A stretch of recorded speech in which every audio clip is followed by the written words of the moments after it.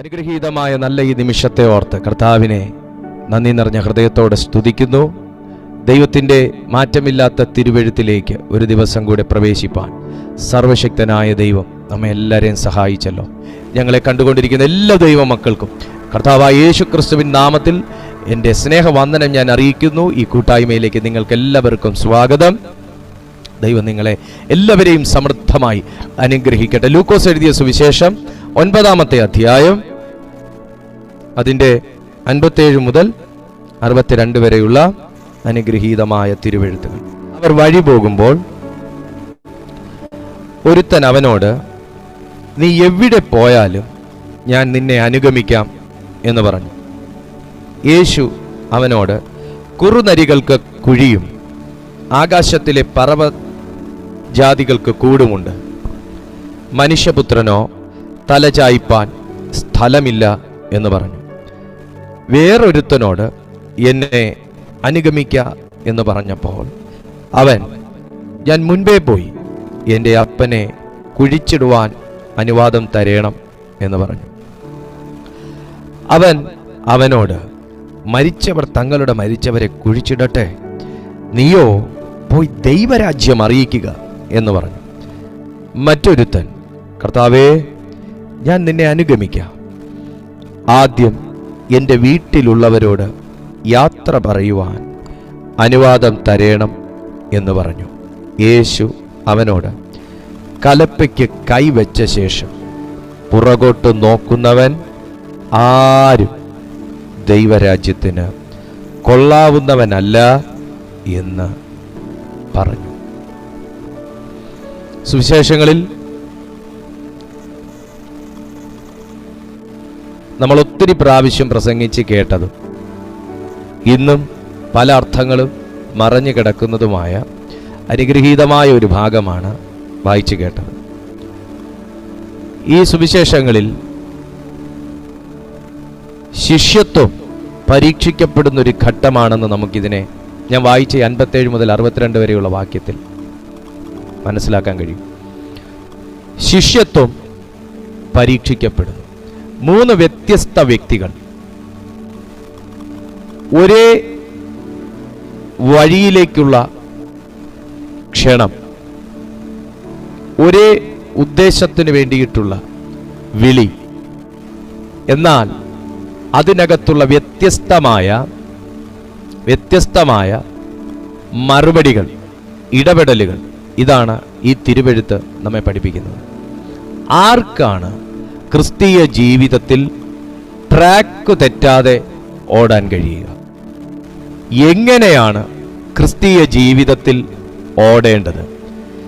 ദൈവത്തിൻ്റെ വേലയിൽ നിൽക്കണമെങ്കിലും, ദൈവത്തിൻ്റെ കൃപയിൽ നിൽക്കണമെങ്കിലും, ദൈവത്തിൻ്റെ വചനത്തിൽ നിൽക്കണമെങ്കിലും എന്താണ് വേണ്ടത്? ഇത്യാദി കാര്യങ്ങളെക്കുറിച്ച് നമുക്ക് വളരെ ലഘുവായി മൊത്തത്തിൽ ഉൾപ്പെടുത്തിക്കൊണ്ട് നമുക്കൊന്ന് ചിന്തിക്കാം. എന്താണ് ഇന്നത്തെ ഈ സന്ദേശം കൊണ്ട് അർത്ഥമാക്കുന്നതെന്ന് ചോദിച്ചാൽ, പലരുടെയും കഴുത്ത് പിന്നിലേക്ക് തിരിയാനുള്ള എല്ലാ ലക്ഷണങ്ങളും ഈ അന്ത്യകാലഘട്ടത്തിൽ കണ്ടുവരുന്നുണ്ട്. അന്ത്യകാലത്ത് മനുഷ്യപുത്രൻ വരുമ്പോൾ വിശ്വാസം കണ്ടെത്താനാകുമോ? വിശ്വാസം ഉണ്ടാകുമോ? ആർക്കെങ്കിലുമൊക്കെ വിശ്വാസം അവശേഷിക്കുമോ എന്നുപോലും കർത്താവ് വളരെ ആശങ്കയോടുകൂടെ ഈ ഭൂമിയെ നോക്കി ചോദിക്കുന്നു. ഇന്ന് പലരുടെയും വിശ്വാസം തണുത്തുറഞ്ഞു പോകുന്നു. സ്നേഹം കാണാനില്ല. മനുഷ്യത്വം പാടെ നഷ്ടപ്പെട്ടു. കരുണ ഇല്ല. വിശ്വാസം പേരിന് മാത്രം. ആരാധന വളരെ കുറവ്. അന്യഭാഷ പരിഹാസത്തിന് തുല്യം. ഇങ്ങനെ പല നിലയിൽ ക്രിസ്തീയ സഭകൾ തന്നെ സഭകളെ വലിച്ചു കീറിക്കൊണ്ടിരിക്കുമ്പോൾ, ക്രിസ്തീയ വിശ്വാസികൾ തന്നെ വിശ്വാസികളെ കളിയാക്കുമ്പോൾ, ദൈവത്തെ അറിഞ്ഞവർ തന്നെ അതിന് യോഗ്യമല്ലാതെ നടന്നുകൊണ്ടിരിക്കുമ്പോൾ, ശിഷ്യത്വത്തെ പരീക്ഷിക്കുന്ന ഒരു പ്രധാനപ്പെട്ട ഭാഗത്തെ നമുക്കിവിടെ കാണാൻ കഴിയും. ഒരേ ഒരു രക്ഷകന്റെ അടുത്ത് നിൽക്കുന്ന 3 വ്യത്യസ്തരായ വ്യക്തികൾ. 57-ാമത്തെ വാക്യത്തിലേക്ക് പോകുമ്പോൾ, അവർ വഴി പോകുമ്പോൾ ഒരുത്തൻ അവനോട്, നീ എവിടെ പോയാലും ഞാൻ നിന്നെ അനുഗമിക്കാം എന്ന് പറഞ്ഞു. സമ്മതമാണ് കർത്താവിൻ്റെ പിന്നാലെ വരാൻ. കാര്യം വേറെ ഒന്നുമല്ല, ദൈവത്താൽ നടക്കുന്ന അസാധാരണമായിട്ടുള്ള അത്ഭുതങ്ങളും അടയാളങ്ങളും കണ്ടു. ഈ ഒരുത്തൻ എന്ന് ലൂക്കോസ് പറയുമ്പോൾ, മത്തായി എഴുതിയ സുവിശേഷത്തിൽ മത്തായി വ്യക്തമായിട്ട് ആളാരാന്ന് പറയുന്നുണ്ട്. അത് ശാസ്ത്രിയാണ്, ഒരു ന്യായശാസ്ത്രിയാണ് യേശുവിൻ്റെ പുറകെ പോകാം എന്ന് പറയുന്നത്.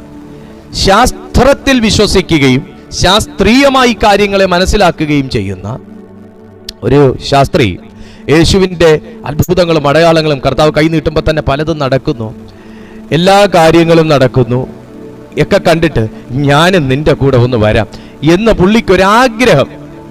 പക്ഷേ ആഗ്രഹം കൊണ്ട് നമുക്ക് പിന്നാലെ കൂടാൻ പറ്റുമോ? എല്ലാവർക്കും ആഗ്രഹമുണ്ട്.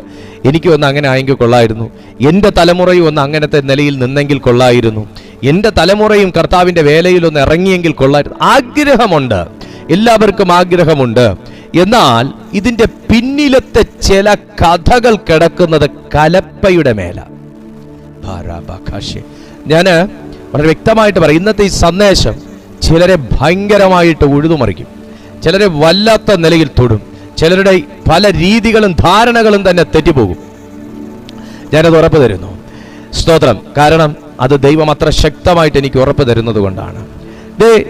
ഇവിടെ ഒരു ശാസ്ത്രി പറയുന്നു, ഞാൻ നിന്റെ പിന്നാലെ കൂടാം, ഞാൻ നിന്റെ പിന്നാലെ വരാം, ഞാൻ നിന്നെ അനുഗമിക്കാം. ആ ഒരാഗ്രഹത്തോടെ ഇറങ്ങിയിട്ട് ഇന്ന് ഇറങ്ങണ്ടായിരുന്നു എന്ന് വരെ തോന്നുന്ന നിലയിൽ ആരെങ്കിലും എന്നെ കേൾക്കുന്നുണ്ടെങ്കിൽ നിങ്ങളൊന്ന് നിൽക്കണം. അവൻ വഴി പോകുമ്പോൾ ഒരുത്തൻ അവനോട്, നീ എവിടെ പോയാലും ഞാൻ നിന്നെ അനുഗമിക്കാം. എവിടെ പോയാലും അനുഗമിക്കാം, പക്ഷെ എന്ത് അനുഭവിച്ചാലും കൂടെ അനുഗമിക്കാമോ എന്ന് ചോദ്യത്തിന് ഇവിടെ വലിയ പ്രസക്തിയുണ്ട്. ശാസ്ത്രിയെ, ഞാനൊരു കാര്യം അങ്ങയോട് ചോദിക്കട്ടെ, യേശു എവിടെ പോയാലും അനുഗമിക്കാം, പക്ഷേ എന്ത് യേശുവിന് സംഭവിച്ചാലും സംഭവിക്കുന്ന ഘട്ടത്തിലും ആ കാഴ്ചയിലും കൂടെ അങ്ങേക്ക് യേശുവിനെ അനുഗമിക്കാൻ പറ്റുമോ? അവിടെ ഒരു ചോദ്യം അങ്ങനെ ബാക്കി കിടപ്പുണ്ട്. ശാസ്ത്രിയുടെ ബന്ധം ഉന്നതന്മാരുമായിട്ടാണ്, ഉന്നത സ്ഥാനീയരുമായിട്ടാണ്, ഉന്നത കുലങ്ങളുമായിട്ടാണ്. ആ ഉന്നതമായ പദവി കണ്ട് ഉന്നതമായ അനുഭവത്തിൽ ജീവിച്ച് അതിൻ്റെ എല്ലാ ശ്രേഷ്ഠതകളിലും നിന്ന് അതിൻ്റെ എല്ലാ സൽഗുണങ്ങൾ മാത്രം ഉൾക്കൊണ്ടുകൊണ്ട് ജീവിച്ച ഒരു വ്യക്തിക്ക് കുറുനരികൾക്ക് കുഴിയും പറവജാതികൾക്ക് കൂടും ഉണ്ട്, മനുഷ്യപുത്രനോ തല ചായ്ക്കാൻ ഇടമില്ല എന്ന് യേശു പറയുമ്പോൾ, അത് ആ ഒരു ഘട്ടത്തിലേക്ക് എത്തുമ്പോൾ അങ്ങേക്ക് എൻ്റെ കൂടെ നിൽക്കാൻ ബുദ്ധിമുട്ടുണ്ടാകും. സ്തോത്രം.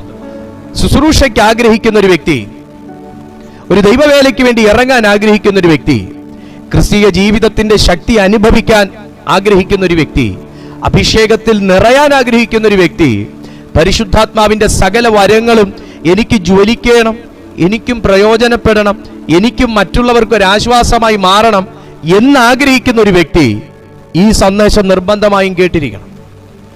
കാരണം കൈ നീട്ടുമ്പോൾ ഉരുണ്ടടിച്ചു വീഴുന്നത് മാത്രമല്ല ശുശ്രൂഷയുടെ ശരിയായ രീതികൾ, അതിൻ്റെ ഒരു ഫേസ് മാത്രമേ നിങ്ങൾ കാണുന്നുള്ളൂ.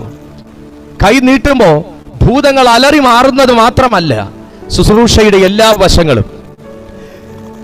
ഒരു ശിഷ്യൻ, ഒരു ദൈവപൈതൽ, ദൈവത്തെ അറിയുന്ന ഒരു വ്യക്തി, കർത്താവിനെ അംഗീകരിച്ച ഒരു വ്യക്തി ഇറങ്ങി പുറപ്പെടുമ്പോൾ മിനിസ്ട്രിയുടെ, ദൈവത്തിൻ്റെ പ്രവർത്തികളുടെ, അനുഭവങ്ങളുടെ ഒരു ഫേസ്, ഒരു പ്രതലം മാത്രമാണ് കാണുന്നത്. കാണാത്ത മറ്റു പ്രതലങ്ങൾ ഉണ്ട്. Glory to Jesus. യേശു ഈ പ്രവൃത്തി ചെയ്തപ്പോഴാണ് ശാസ്ത്രിക്ക് ഒരു ആശ കയറിയത്. യേശു ആ നിലയിൽ പ്രചരിച്ചപ്പോഴാണ് ആ ഒരാശ കയറിയത്. കർത്താവ് ആ നിലയിൽ ഉപയോഗിക്കപ്പെട്ടപ്പോഴാണ് ആശ കയറിയത്. യേശു ബാലനായിരുന്നപ്പോൾ ഈ ശാസ്ത്രിമാരൊക്കെ എവിടായിരുന്നു? ആരാലും അറിയപ്പെടാതിരുന്നപ്പോൾ ഈ ശാസ്ത്രന്മാരൊക്കെ എവിടെയായിരുന്നു? യേശു എന്ന ഒരു നാമം പ്രചരിച്ചു തുടങ്ങിയപ്പോഴാണ്. പോസ്റ്ററുകളില്ലാതെ, അഡ്വർടൈസ്മെന്റ് ഇല്ലാതെ, വാമൊഴികളാൽ മാത്രം, ആരുടെ? അനുഭവ സമ്പന്നരുടെ വാമൊഴികളാൽ മാത്രം പ്രശസ്തനായ ഒരു വ്യക്തിയായിരുന്നു കർത്താവായ യേശു ക്രിസ്തു. നമ്പർ 2, പരിശുദ്ധാത്മാവും അതിനുവേണ്ടി കൂടെ നിന്നു. എന്നെ എവിടെയും പ്രശസ്തനാക്കരുത് എന്ന് യേശു പലവട്ടം പറയുമ്പോഴും അനുഭവം ഉള്ളവന് വാടക്കി വെക്കാൻ പറ്റിയില്ല. ഇവിടെ നമ്മൾ പഠിക്കുമ്പോൾ വ്യക്തമായിട്ട് മനസ്സിലാക്കാൻ കഴിയും, ഈ മിനിസ്ട്രിക്കകത്തുള്ള ഒരു പെരുപ്പം കണ്ടാണ് ഒന്ന് കൂടെ ഇറങ്ങിയെങ്കിൽ കൊള്ളായിരുന്നു. വാസ്തവത്തിൽ ഈ ശാസ്ത്രി എന്തുദ്ദേശത്തിലാണ് യേശുവിനെ അനുഗമിക്കാൻ ശ്രമിച്ചതെന്ന് യേശു അറിഞ്ഞിരുന്നു. അതുകൊണ്ടാണ് കർത്താവ് ഡയറക്ട്ലി പറഞ്ഞത്, എൻ്റെ പൊന്നച്ഛ, ഞാൻ ഒരു കാര്യം പറയാം, കുറുനരികൾക്ക് കുഴിയുണ്ട്, പറവജാതിക്ക് കൂടുണ്ട്, പക്ഷേ മനുഷ്യപുത്രനോ തലചായിപ്പാൻ ഇടമില്ല. ഈ വാക്കിൽ തന്നെ നമുക്കറിയാം അദ്ദേഹത്തിന്റെ ഒരു പൊസിഷൻ വിട്ടിറങ്ങിയിട്ടുള്ള ഒരു പരിപാടി നടക്കത്തില്ല. ചിലരങ്ങനെയാണ്, എന്തൊക്കെ വിട്ടാലും അവർക്ക് പ്രിയപ്പെട്ട ചില കാര്യങ്ങൾ വിടാൻ വളരെ ബുദ്ധിമുട്ടാണ്. എന്നാൽ യേശു വ്യക്തമായി പറയുന്നു, കാരണം ആ മനുഷ്യന്റെ ഇന്റൻഷൻ, ഡിസയർ, അദ്ദേഹത്തിന്റെ ആ ഒരു നിലവാരം പഠിച്ചപ്പോ, കാരണം ഇവിടെ ഒരു പരീക്ഷയാണ് ഇതിനകത്ത് നടക്കുന്നത്, ശിഷ്യന്മാരുടെ പരീക്ഷണങ്ങളാണ് ഇതിനകത്ത് ഈ ഒരു ഭാഗത്തിൽ മൊത്തം പറയുന്നത്. ഒരു ശിഷ്യൻ എങ്ങനെ ആയിരിക്കണം അതാ പറയുന്നത്. നോക്കുമ്പോ കൃത്യം 9 to 5 ആള് വർക്ക് ചെയ്യും. 6 മണി കഴിയുമ്പോൾ 9 to 5 വർക്ക് ചെയ്യുന്നതിനകത്ത് അദ്ദേഹത്തിനുള്ള 2 ചായ, ഉച്ചത്തെ ലഞ്ച്, വൈകുന്നേരത്തെ കോഫി, പിന്നെ അത് കഴിഞ്ഞിട്ടുള്ള വിശ്രമ സമയങ്ങൾ, കൃത്യം 5 മണിയാവുമ്പോൾ താഴിട്ട് പൂട്ടിയിട്ടുള്ള സുഖനിദ്ര, ഇതെല്ലാം ഈ മനുഷ്യന്റെ ഡെയിലി റൊട്ടീനിൽ നടന്നുകൊണ്ടിരിക്കുമ്പോൾ ഇതിനകത്ത് എവിടെയെങ്കിലും പിഴവ് പറ്റിക്കഴിഞ്ഞാൽ ഈ മനുഷ്യൻ തിരിയും, ഈ മനുഷ്യൻ പിന്മാറും, ഈ മനുഷ്യൻ അവിടെ.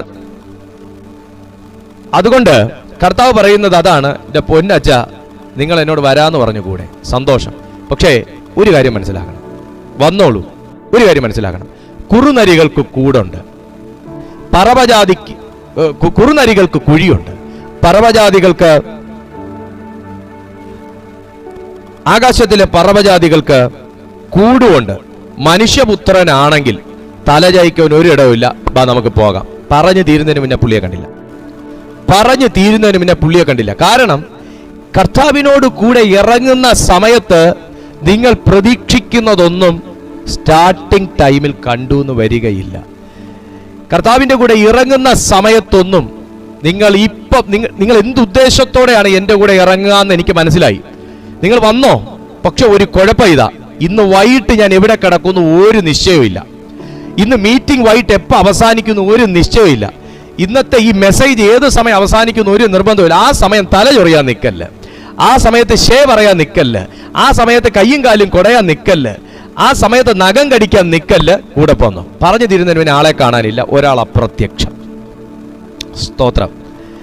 ഇന്ന് ക്രിസ്തീയ ജീവിതത്തിൽ വളരെ പ്രതീക്ഷയോടെ ഇറങ്ങിയിട്ട് ഉദ്ദേശിക്കുന്ന കാര്യങ്ങളൊന്നും നടന്നില്ല എന്നും, ഇറങ്ങിയ സമയം നിങ്ങൾ ഉണ്ടായിരുന്ന അവസ്ഥയെക്കാളും വളരെ താഴെത്തട്ടിലേക്ക് ഞങ്ങൾ പോയല്ലോ എന്നും നിങ്ങൾ ചിന്തിക്കുന്നുണ്ടെങ്കിൽ ഈ സന്ദേശത്തിന്റെ അവസാനം വരെ നിങ്ങൾ കേൾക്കുക. ദൈവം ശിഷ്യന്മാരെ പരിശോധിച്ചിരുന്നു, യേശു ശിഷ്യന്മാരെ പരിശോധിച്ചിരുന്നു, പിതാവ് പുത്രനെ പരിശോധിച്ചിരുന്നു, പൗലോസ്ലീഹ ശിഷ്യന്മാരെ പഠിച്ചിരുന്നു.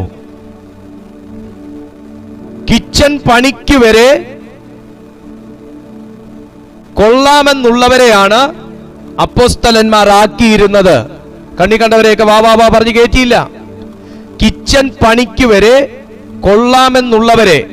കൊള്ളാമെന്നുള്ളവന്മാരെ തെരഞ്ഞെടുത്ത് ആണ് അപ്പോയിന്റ് ചെയ്തിരുന്നത് അപ്പോസ്തലന്മാർക്ക് ശുശ്രൂഷ ചെയ്യാൻ. ശേഷം ദൈവത്തിന് വേണ്ടി വിളിക്കപ്പെട്ടിരിക്കുന്ന ഞങ്ങൾ പ്രാർത്ഥനയിലും വചനധ്യാനത്തിലും സമയം കഴിച്ചുകൊള്ളാം. ക്രിസ്തീയ ജീവിതത്തിൽ ശുശ്രൂഷയ്ക്ക് നിൽക്കുന്ന വ്യക്തിയാണെങ്കിലും, ദൈവം യൂസ് ചെയ്യാൻ വേണ്ടി വിളിക്കപ്പെട്ടിരിക്കുന്ന വ്യക്തിയാണെങ്കിലും, ദൈവം യൂസ് ചെയ്യുന്നവരെ ശുശ്രൂഷിക്കാനുള്ള വിളിക്ക് വിളിക്കപ്പെട്ടിരിക്കുന്നവനാണെങ്കിലും അഭിഷേകം നിർബന്ധമാണ്, തെരഞ്ഞെടുപ്പ് നിർബന്ധമാണ്, വേർതിരിവ് നിർബന്ധമാണ്. മോനെ, എല്ലാ കാലത്തും നീ കിച്ചണിൽ കിടക്കാനുള്ള അഭിഷേകമല്ല. കിച്ചന്റെ അകത്തുനിന്ന് സ്തേഫാനോസെ പുറത്തേക്ക് വന്ന നിന്നെക്കൊണ്ടൊരു ശ്രേഷ്ഠ മിനിസ്ട്രി ചെയ്യാനുള്ള ഒരു അഭിഷേകം കിച്ചന്റെ അകത്തുനിന്നായിരിക്കും പുറപ്പെടുന്നത്. എത്ര പേർക്ക് മനസ്സിലാവുന്നുണ്ട്? ഏറ്റെടുത്തിരിക്കുന്ന കാര്യങ്ങളിൽ വിശ്വസ്തയോടുകൂടെ നീ നിൽക്കുമ്പോൾ എല്ലാ കാലത്തും സ്തേഫാനോസ് കിച്ചന്റെ ഇൻചാർജ്, സ്തേഫാനോസ് കിച്ചന്റെ ഇൻചാർജ്, സ്തേഫാനോസ് കിച്ചന്റെ ഇൻചാർജ്, സ്തേഫാനോസെ കോഫി, സ്തേഫാനോസെ ചോറ്, സ്തേഫാനോസെ ചായ എന്ന് പറഞ്ഞ് വിളിക്കാൻ വേണ്ടിയിട്ടല്ല അതിനകത്തേക്ക് കർത്താവ് കയറ്റിയത്. ഘട്ടം ഘട്ടം ഘട്ടമായിട്ട് സ്വർഗം ചിലരെ പരിശോധിക്കും. ടൈം ആകുമ്പോൾ ഒരു സ്തേഫാനോസിനെ പൊക്കും, ഇരട്ടി അഭിഷേകത്തോടെ യൂസ് ചെയ്യും. ഹല്ലേലൂയ. ഇന്ന് രാത്രിയിൽ ഈ സന്ദേശം കേട്ടുകൊണ്ടിരിക്കുമ്പോൾ എല്ലാ കാലവും നീ കിച്ചന്റെ അകത്തല്ല, എല്ലാ കാലവും നിങ്ങൾ ചെയ്തുകൊണ്ടിരിക്കുന്നത് പോലത്തെ അവസ്ഥയല്ല, എല്ലാ കാലവും നിങ്ങൾ പൊയ്ക്കൊണ്ടിരിക്കുന്ന അവസ്ഥയിലല്ല. അവിടുന്ന് നിങ്ങൾക്കൊരു പ്രൊമോഷൻ വേണമെങ്കിൽ നീ ആയിരിക്കുന്ന കിച്ചണിൽ നീ എൻജോയ് ചെയ്യണം. ഹല്ലേലൂയ. ധൃതി അരുത്, ധൃതി അരുത്. ഹല്ലേലൂയ. സ്തേഫാനോസ് അതിനകത്ത് കിടന്നിട്ട് എന്റെ ജീവിതം ഈ കരിപ്പാത്രം തേക്കാനാ, എന്റെ ജീവിതം എന്നും യുവമാർക്ക് ചോറ് വെച്ച് വിളമ്പാനാ, എന്റെ ജീവിതം എന്നും ഈ മീൻ അറുത്തിടാനാ എന്നൊക്കെ പറഞ്ഞ് സ്തേഫാനോസ് അതിനകത്ത് കിടന്ന് ഒന്നുമില്ല. ഓരോ മിനിസ്ട്രിയും, മിനിസ്ട്രി എന്ന് പറഞ്ഞാൽ ശുശ്രൂഷ എന്നാണ്. ഞാൻ എപ്പോഴും പറഞ്ഞില്ല, ഈ മൈക്ക് പിടിച്ച് പ്രസംഗിക്കുന്നത് മാത്രമല്ല ശുശ്രൂഷ എന്ന്. ഞാൻ എപ്പോഴും പറയുന്നൊരു കാര്യം അതാ. ശുശ്രൂഷ എന്ന് പറഞ്ഞാൽ ശുശ്രൂഷിക്കുക. ഹല്ലേലൂയ. Glory to Jesus. ഇത് അതിനകത്തൊരു വചന ശുശ്രൂഷയാണ് എന്ന് മാത്രം. ഇതിനകത്തുകൂടെ ഒരു ശുശ്രൂഷ ഞാൻ നിങ്ങൾക്ക് ചെയ്യുന്നുണ്ട്. നിങ്ങളിൽ പലരുടെയും ചോദ്യങ്ങൾക്ക് കർത്താവ് മറുപടികളായി ഈ വചന ശുശ്രൂഷയിലൂടെ സംസാരിക്കുന്നുണ്ട്. അപ്പൊ സ്തേഫാനോസ് ചെയ്തിരുന്ന കാര്യത്തിനകത്ത് അദ്ദേഹം ഫെയ്ത്ത്ഫുൾ ആയതുകൊണ്ടും ആ ചെയ്തിരുന്നതിനകത്ത് കർത്താവ് നിർത്തിയതാണെന്ന് അദ്ദേഹം തിരിച്ചറിഞ്ഞതുകൊണ്ടും ഇനി അടുത്ത ദൂത് വരുന്നുണ്ട്. അദ്ദേഹത്തെ കർത്താവ് യൂസ് ചെയ്യാനായിട്ട് ഇറങ്ങി. ജീവിതത്തിലൊരു മാറ്റം വേണമെങ്കിൽ ദൈവത്തിൻ്റെ പ്രോസസ് അറിഞ്ഞിരിക്കണം. നമ്മുടെ ലൈഫിൽ ദൈവം ചെയ്യുന്ന പ്രോസസ് അറിഞ്ഞിരിക്കണം. ആ പ്രോസസ് മനസ്സിലാക്കിയാൽ മാത്രമേ നമുക്ക് നിൽക്കാൻ പറ്റൂ. അല്ലെങ്കിൽ നമ്മളൊക്കെ ഇട്ടേച്ചും പോവും.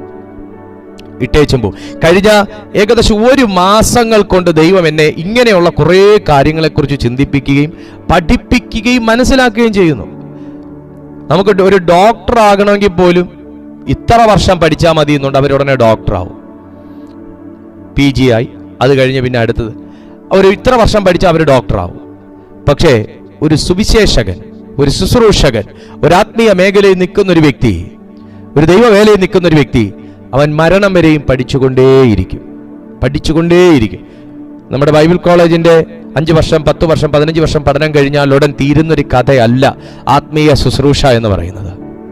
അതുകൊണ്ട് ദൈവം ഇതിലെ പ്രാർത്ഥിക്കുന്ന ആൻറ്റി, ആത്മീയ ജീവിതം എന്ന് പറഞ്ഞാൽ പ്രാർത്ഥനയാണ് എൻ്റെ ശുശ്രൂഷ, അവിടെ കൊണ്ട് എൻ്റെ ശുശ്രൂഷ തീർന്നു അങ്ങനെ കരുതരുത്.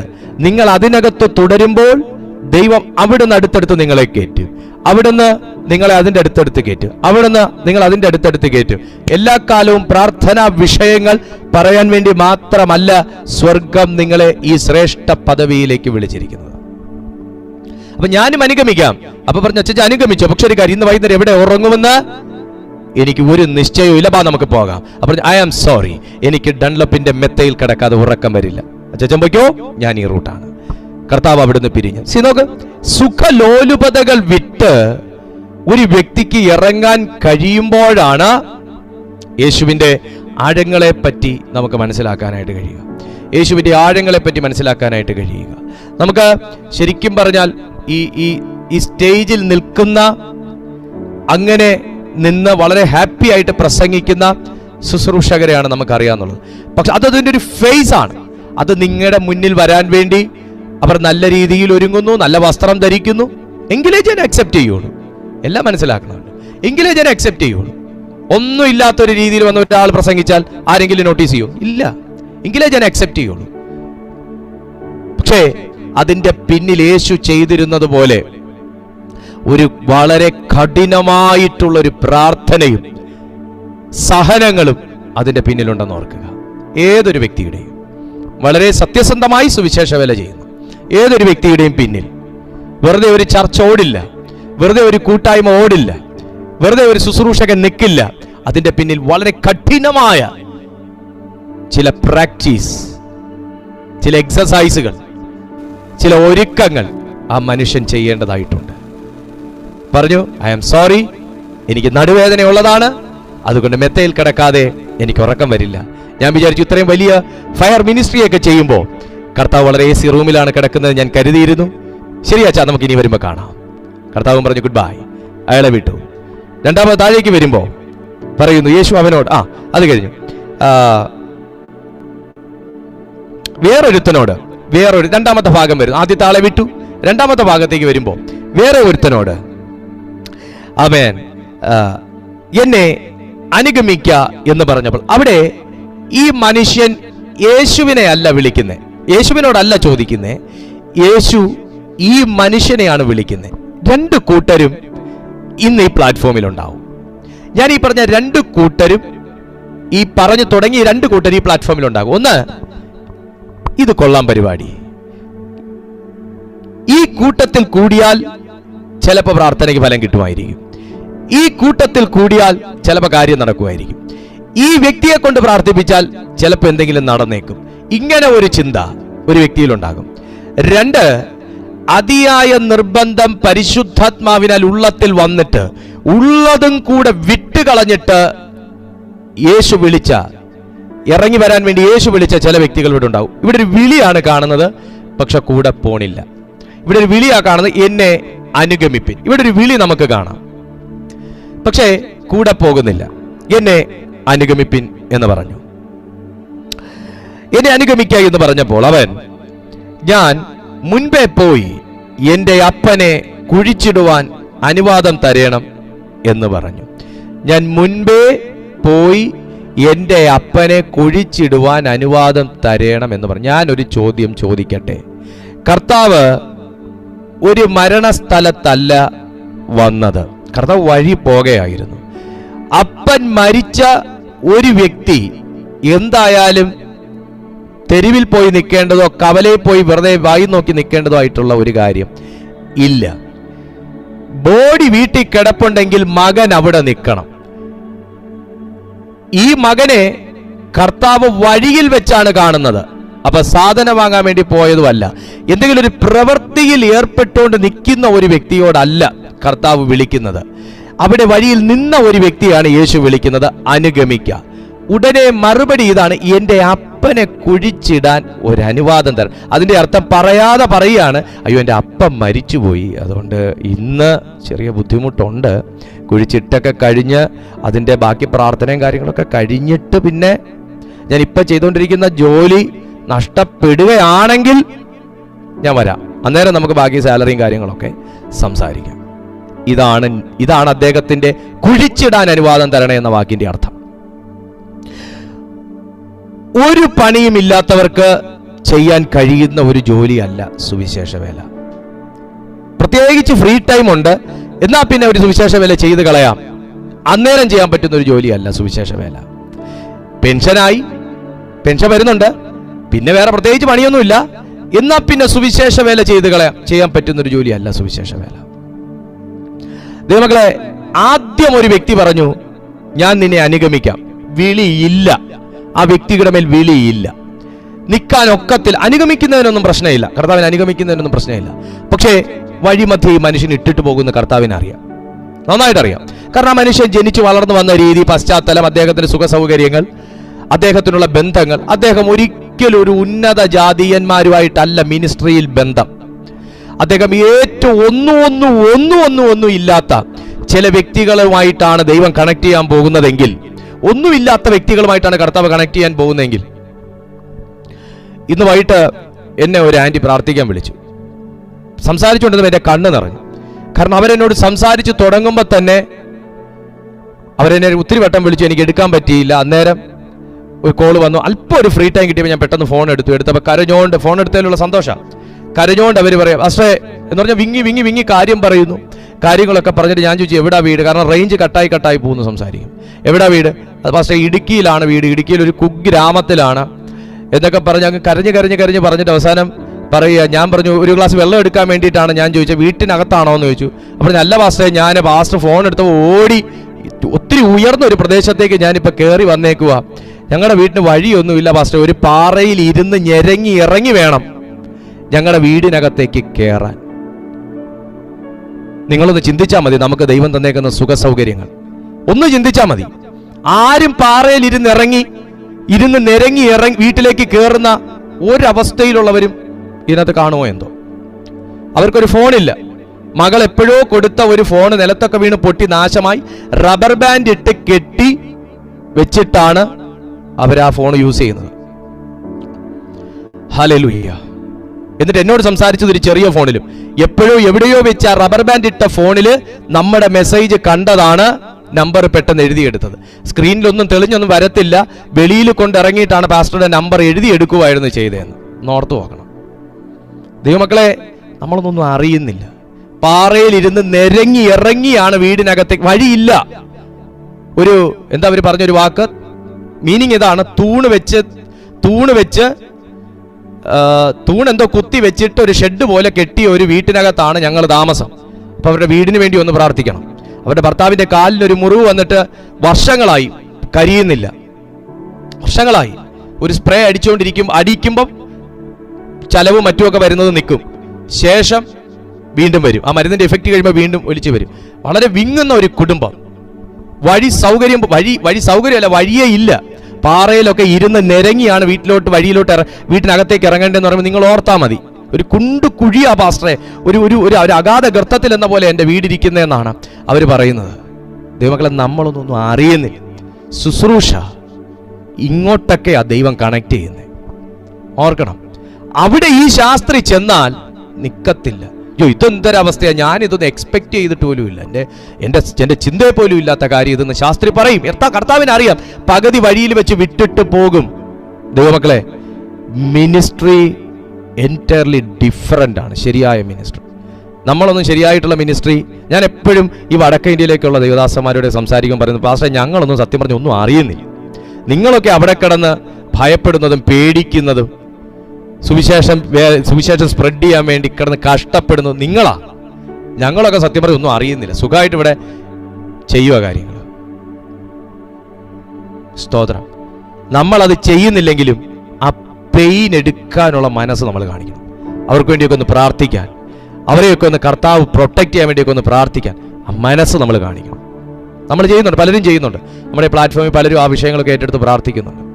അപ്പൊ അങ്ങനെ ഒരു അവസ്ഥ അവിടെയൊക്കെ ഈ ശാസ്ത്രിയെ പറഞ്ഞു വിട്ട പുള്ളി നിൽക്കത്തില്ല. കാരണം അദ്ദേഹത്തിന് എപ്പോഴും ഉയർന്ന ലെവലിലുള്ള ബന്ധങ്ങൾ, ചിന്തകൾ, ഭക്ഷണ രീതികൾ, കിടപ്പുമുറികൾ, ഫെസിലിറ്റികൾ, ഇതൊക്കെയാണ് അദ്ദേഹം ആഗ്രഹിക്കുന്നത്. അതിനിടയിൽ അദ്ദേഹത്തെ കൊണ്ട് ഈ ഇടുക്കി കുഗ്രാമത്തിലോട്ട് അവരുടെ ആ വീട്ടിലേക്ക് ഇറക്കി വിട്ട ശാസ്ത്രി ഓടും. അതുകൊണ്ട് പറഞ്ഞു, രണ്ടാമത്തെ ആൾക്ക് ക്ഷണം വന്നു, ഒന്നാമത്തെ ആൾക്ക് താല്പര്യമുണ്ട്, പക്ഷെ വിളിയില്ല. രണ്ടാമത്തെ ആൾക്ക് ക്ഷണം വന്നു, എന്നെ അനുഗമിപ്പിൻ. അച്ഛനെ വീട്ടിൽ ഇട്ടിട്ട് പുള്ളി കവലയിൽ വന്ന് കുശലം പറഞ്ഞുകൊണ്ട് നിൽക്കുവോ? പറയാം, അച്ഛൻ മരിച്ചുപോയി, ഒന്ന് കുഴിച്ചിട്ടിട്ട് വരാൻ ഒന്ന് സമ്മതിച്ചായിരുന്നെങ്കിൽ. അപ്പൊ കർത്താവിന് കാര്യം പിടികിട്ടി. നീ എക്സ്ക്യൂസ് പറയുന്നതാണ്, എടാ മരിച്ചവരെ കുഴിച്ചിടട്ടെ, നീ പോയി ദൈവരാജ്യം പ്രസംഗിക്കും, അവന്റെ മേൽ വിളി കിടക്കുന്നു. ഇതാണ് കർത്താവ് റിമൈൻഡ് ചെയ്ത്. ഇവൻ വരികയില്ലാന്ന് കർത്താവിന് അറിയാം, പക്ഷെ വിളി കിടക്കുന്നു എന്ന് ദൈവം റിമൈൻഡ് ചെയ്തു. ഇന്ന് രാത്രിയിലും ഈ സമയം ഈ സന്ദേശം കേൾക്കുന്ന ചിലരോട് ദൈവാത്മാവ് പറയുന്നു, പലവട്ടം സ്വർഗം നിങ്ങളെ മിനിസ്ട്രിക്ക് വിളിച്ചു, പലവട്ടം നീ ദൈവത്തിനുള്ളതാന്ന് ദൈവം കേൾപ്പിച്ചു.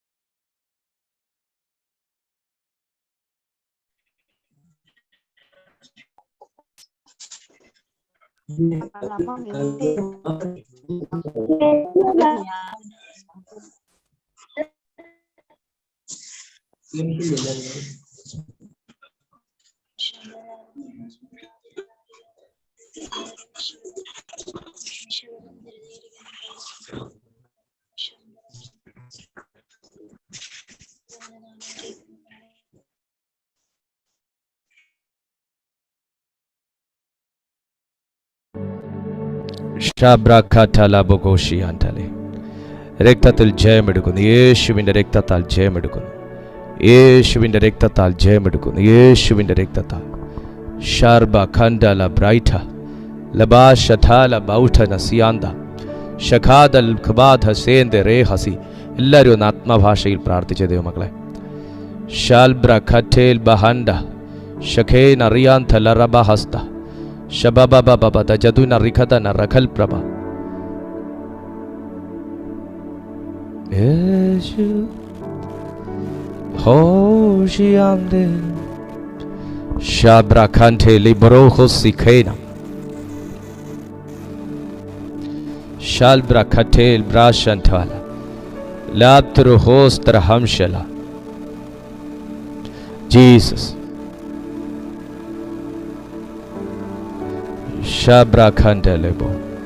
ജീസസ്.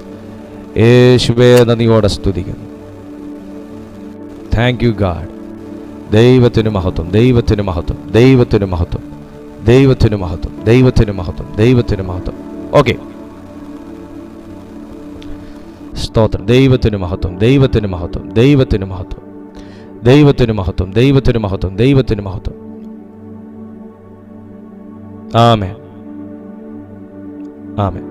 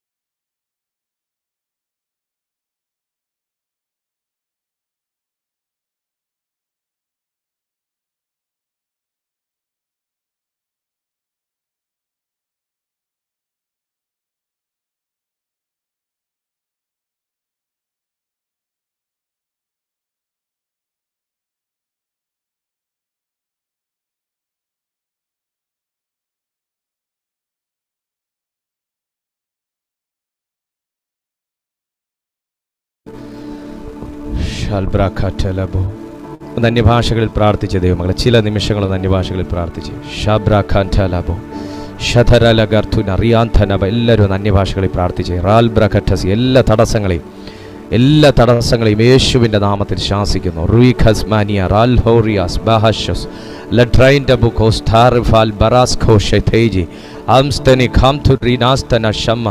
എനിക്കൊരു കാര്യം നന്നായിട്ടറിയാം. ഈ സന്ദേശം ചില നിങ്ങളെ വല്ലാതെ തൊടുന്നതും വല്ലാതെ ചേഞ്ച് ചെയ്തുകൊണ്ടിരിക്കുന്നതുമാകുന്നൊരു ഘട്ടമാകും.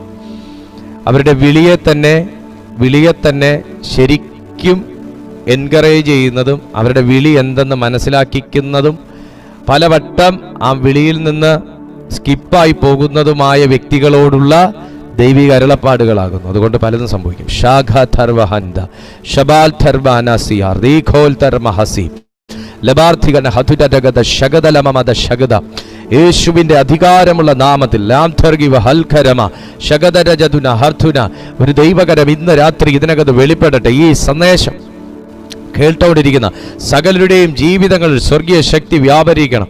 അർത്ഥവിന റഗദലരഥ മഹസുദജനി വിരാൽധന്മ ഹർഗാസു അറൽഗോറിയ ഹംദർഗി മഹസർഗ മനാറിഗത ജലോഹ ലൈദർഗോസ് മാറില നദർഗോസ് മഹാർഗദിനി ഹംദനെ ശഗദലരഥ ജതുനിവിഗതൻ ഹസ്തബല ഘടക. യേശുവിന്റെ നാമത്തിൽ എല്ലാ പ്രതികൂലത്തെയും ബ്രേക്ക് ചെയ്യുന്നു. എല്ലാ സോൾ പ്രഷേഴ്സിനെയും യേശുവിന്റെ നാമത്തിൽ ക്യാൻസൽ ചെയ്യുന്നു. പ്ലാറ്റ്ഫോമിന്റെ നടുവിൽ ഉയർന്നു നിൽക്കുന്ന സകല വാദങ്ങളും സകല തിന്മകളുടെ വ്യാപാരത്തെയും തടസ്സങ്ങളെയും യേശുവിന്റെ നാമത്തിൽ കട്ട് ചെയ്യുന്നു. In the name of Jesus Christ, like bright in the name of Jesus Christ, labrasa telga ram sathajeno lejando reghem sathajelokema es kohul under his maritania. യേശുവേ, അവിടുന്ന് ഞങ്ങളെ നിയന്ത്രിച്ചാണ്. തുടർന്നും ഞങ്ങളോട് ഇടപെടുക. സാന്നിധ്യം മാറാതെ, മങ്ങാതെ, മറയാതെ, കുറയാതെ കർത്താവേ, അവിടുന്ന് തുടരുവാൻ ഞങ്ങൾക്ക് കൃപയേകണമെന്ന് പ്രാർത്ഥിക്കുന്നു. യേശുവിൻ നിസ്തുല്യ നാമത്തിൽ തന്നെ ആമേൻ. സ്തോത്രം.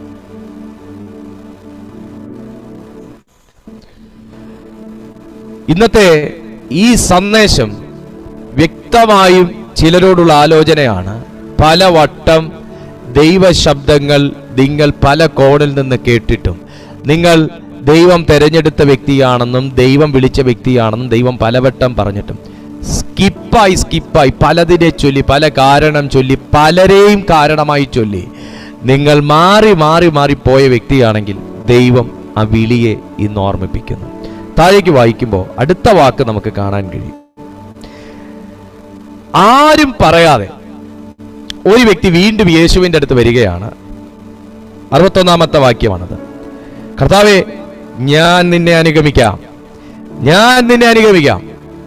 പക്ഷേ ആദ്യം എൻ്റെ വീട്ടിലുള്ളവരോട് യാത്ര പറയുവാൻ അനുവാദം തരേണം എന്ന് പറഞ്ഞു. യേശു അവനോട്, കലപ്പയ്ക്ക് കൈവച്ച ശേഷം പുറകോട്ട് നോക്കുന്നവൻ ആരും ദൈവരാജ്യത്തിന് കൊള്ളാവുന്നവനല്ല എന്ന് പറഞ്ഞു. ദൈവങ്ങളെ, ഈ വാക്യം വളരെ ശ്രദ്ധേയമാണ്. തിരിഞ്ഞു നോക്കരുത് എന്ന ഒരു കൽപ്പന നമുക്ക് തന്നിരിക്കുന്ന ഒരു കർത്താവുണ്ട്. എന്താണ് കലപ്പ, കൈവയ്ക്കുക, തിരിഞ്ഞു നോക്കുക എന്നൊക്കെ പറയുന്നത്? കലപ്പ പാരമ്പര്യമായി പണ്ട് നാളുകളിൽ, അതായത് യന്ത്ര സംസ്കാരം നമ്മുടെ ജീവിതത്തിൽ വരുന്നതിന് മുൻപേ കർഷകർ ഉപയോഗിച്ചുകൊണ്ടിരുന്ന നിലം ഉഴുതുമറിക്കുന്ന ഒരു മരത്തടിയാലുള്ള ഒരു ഉപകരണമാണ് കലപ്പ. പാശ്ചാത്യ നാടുകളിലും ഈ കലപ്പ ഉണ്ടായിരുന്നു.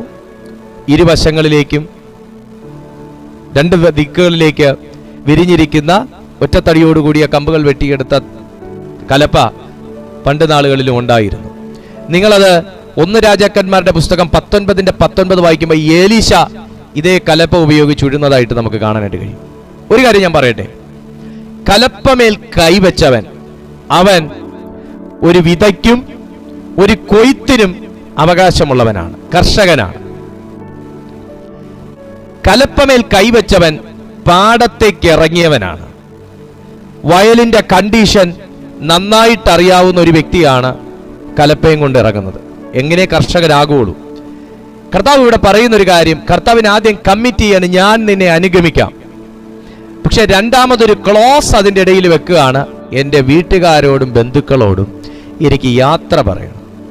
ഒരിക്കലും ഈ മനുഷ്യനുള്ള ദർശനത്തിന് വീട്ടിലുള്ളവർ അംഗീകരിക്കുകയില്ലെന്നും അനുകൂലമാകുകയില്ലെന്നും, ഇനി വീട്ടിലുള്ളവർ അനുകൂലമാണെങ്കിലും അവരുമായി ബന്ധപ്പെട്ട മറ്റ് ചിലർ ഈ മനുഷ്യന്റെ ദർശനം തെറ്റിക്കുന്ന രീതിയിൽ സംസാരിക്കുമെന്നും, ഇവൻ വീട്ടിൽ യാത്ര പറയാൻ പോയാൽ മടങ്ങി വരാതെ ഇവനെ അവിടെ ലോക്ക് ചെയ്യുമെന്നും കർത്താവിന് നന്നായിട്ട് അറിയാം. ഇന്ന് ഈ സന്ദേശം കേൾക്കുമ്പോൾ പലർക്കും യേശുവിനെ അനുഗമിക്കാൻ ഇഷ്ടമാണ്. ജീവൻ വെച്ചു കളയാൻ വരെ തയ്യാറുള്ള വ്യക്തികൾ ഇന്ന് ഈ സന്ദേശം കേൾക്കുന്നുണ്ടായിരിക്കും. പക്ഷേ നിങ്ങൾ ഒരിക്കലും നിർബന്ധം പിടിക്കരുത്. വീട്ടിലുള്ളവരും കൂടെ എന്നെ അംഗീകരിച്ചായിരുന്നെങ്കിൽ, എന്നെ അറിയാവുന്നവരും കൂടെ എൻ്റെ കൂടെ ഒന്ന് നിന്നായിരുന്നെങ്കിൽ, എന്നെ സ്നേഹിക്കുന്നവരും കൂടെ എൻ്റെ കൂടെ ഒന്ന് നിന്നെങ്കിൽ ഞാൻ അസാധാരണമായി ഉപയോഗിക്കപ്പെടുമെന്ന്. മറ്റ് രണ്ടാമത്തെ കാര്യം കലപ്പ. കലപ്പ 2-3 കാര്യങ്ങളുണ്ട്. ഒന്ന്, ഈ കാളെ പൂട്ടുന്ന കണ്ടിട്ടുണ്ടെങ്കിൽ നിങ്ങൾക്ക് അറിയാൻ കഴിയും.